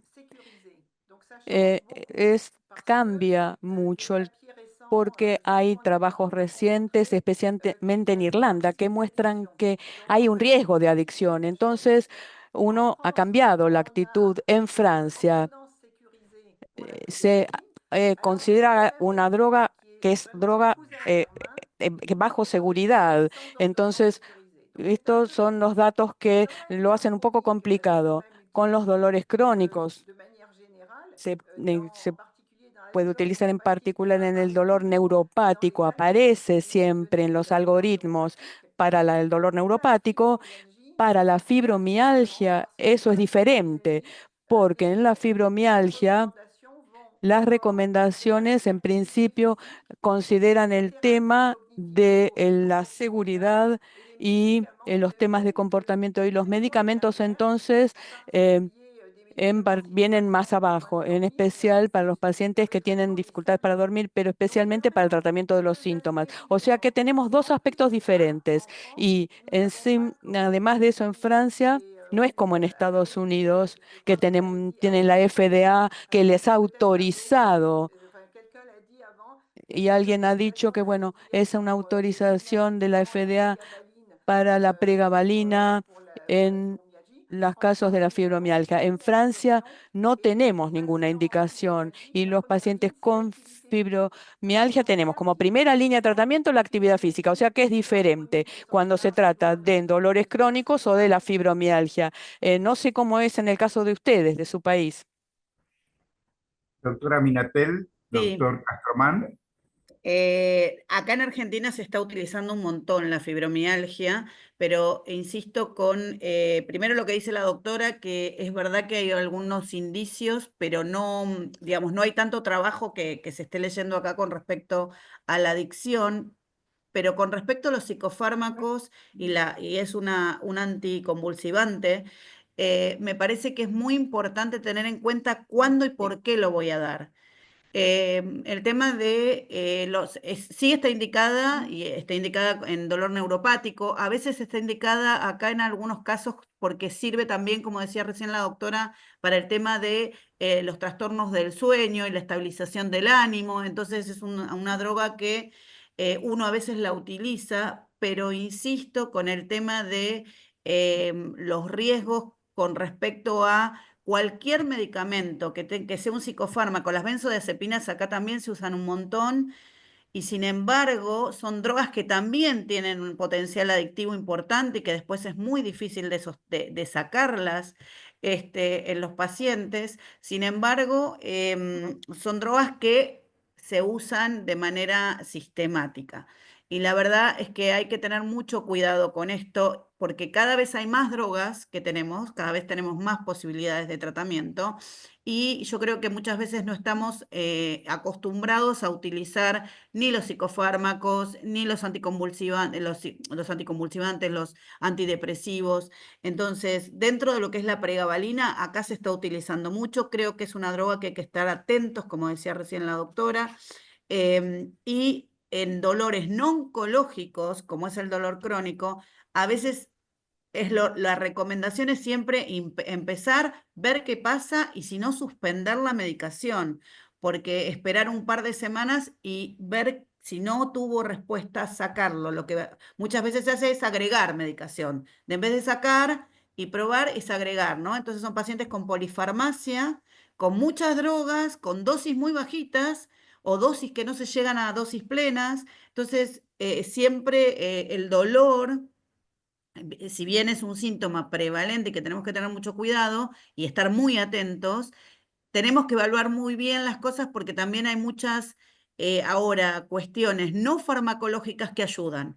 El tema del ejercicio físico para la fibromialgia, pero también para otro tipo de dolor crónico, es importante tenerlo en cuenta. El tema de tratamientos que tengan que ver a veces con la psicoterapia, o sea, cosas que ayuden sin tener que poner medicamentos y estar atentos solo a la farmacología. Eso me parece que es fundamental en el tema de dolor.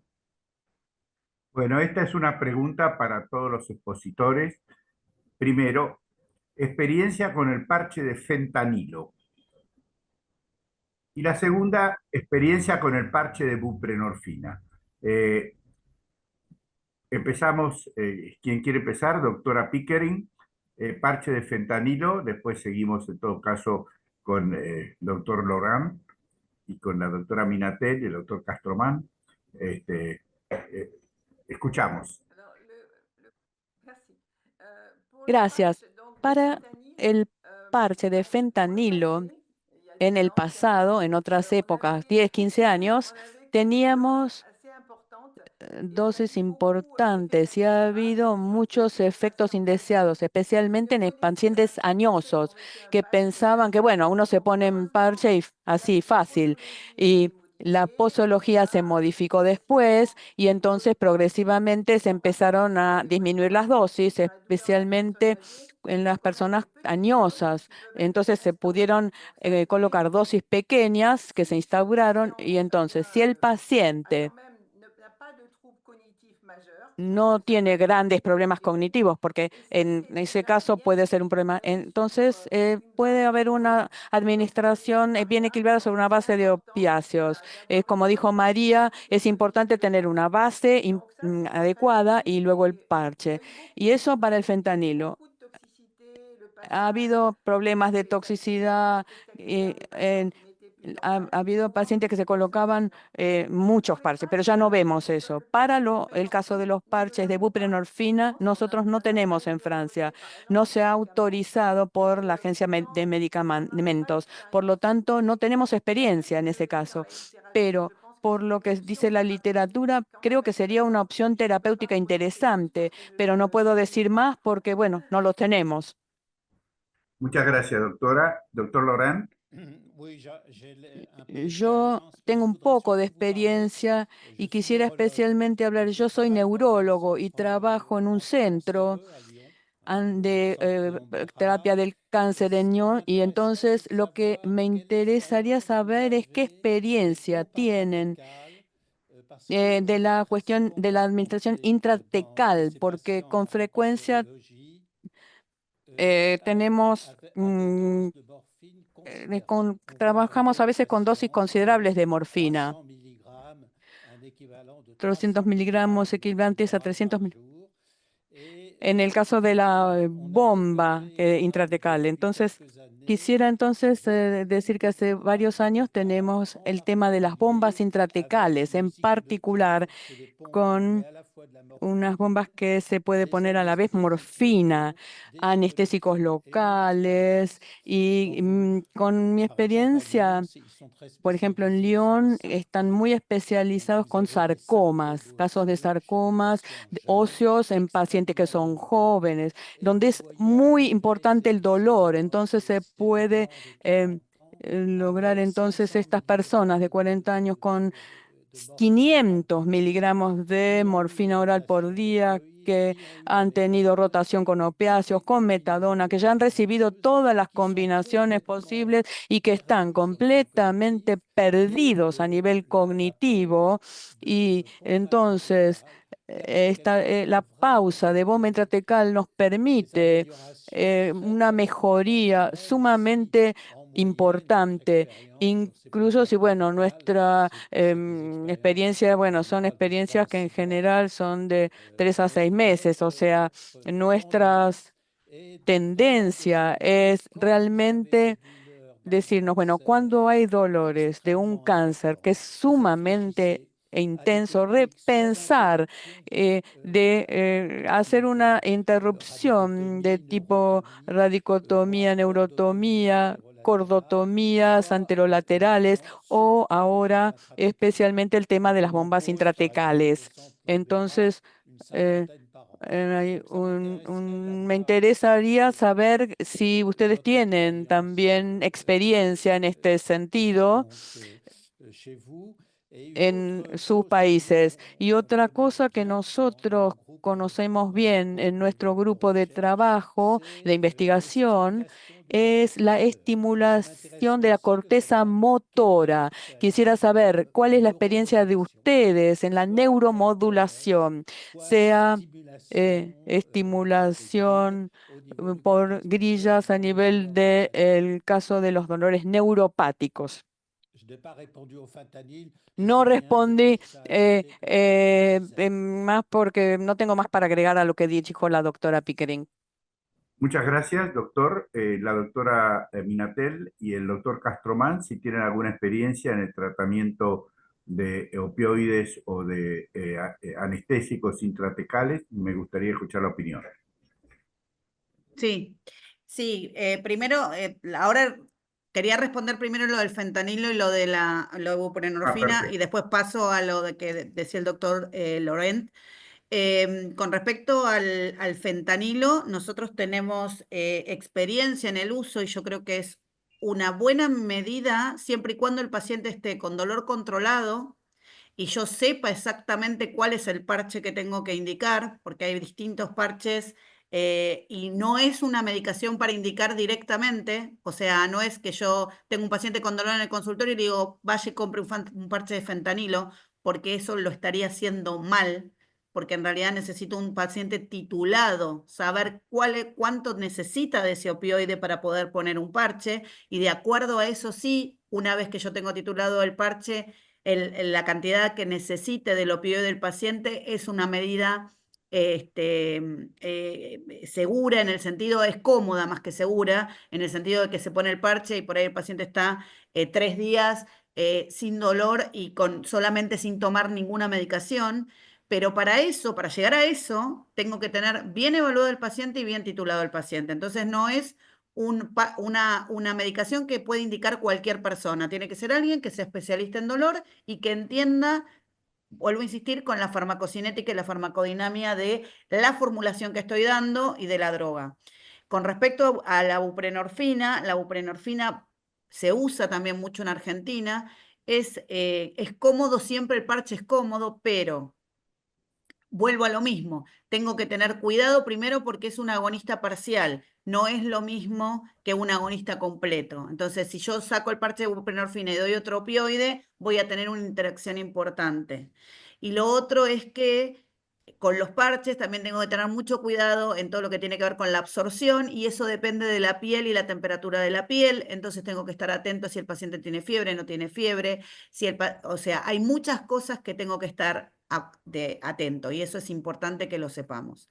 Con respecto a lo que explicaba recién el doctor Laurent, yo no tengo mucha experiencia en bombas intratecales porque no trabajamos en general con yo hago cuidados paliativos, es difícil que tengamos pacientes que hagamos intervenciones, pero sí es real que lo que está diciendo el doctor es muy importante, porque cuando tenemos pacientes con dolor severo y con alta, digamos, escalada de opioides, porque en definitiva no se controla el dolor y necesitan dosis altas de opioides, son pacientes que es importante intervenirlos y la bomba intratecal puede ser una forma de disminuir la necesidad de la cantidad de opioide que ese paciente tenga, pero lo que sí es importante con todo lo que tiene que ver con las bombas es que los que lo hagan sean expertos en esto, ¿no? Es que se dediquen, que estén atentos, digamos, medicamentos que también,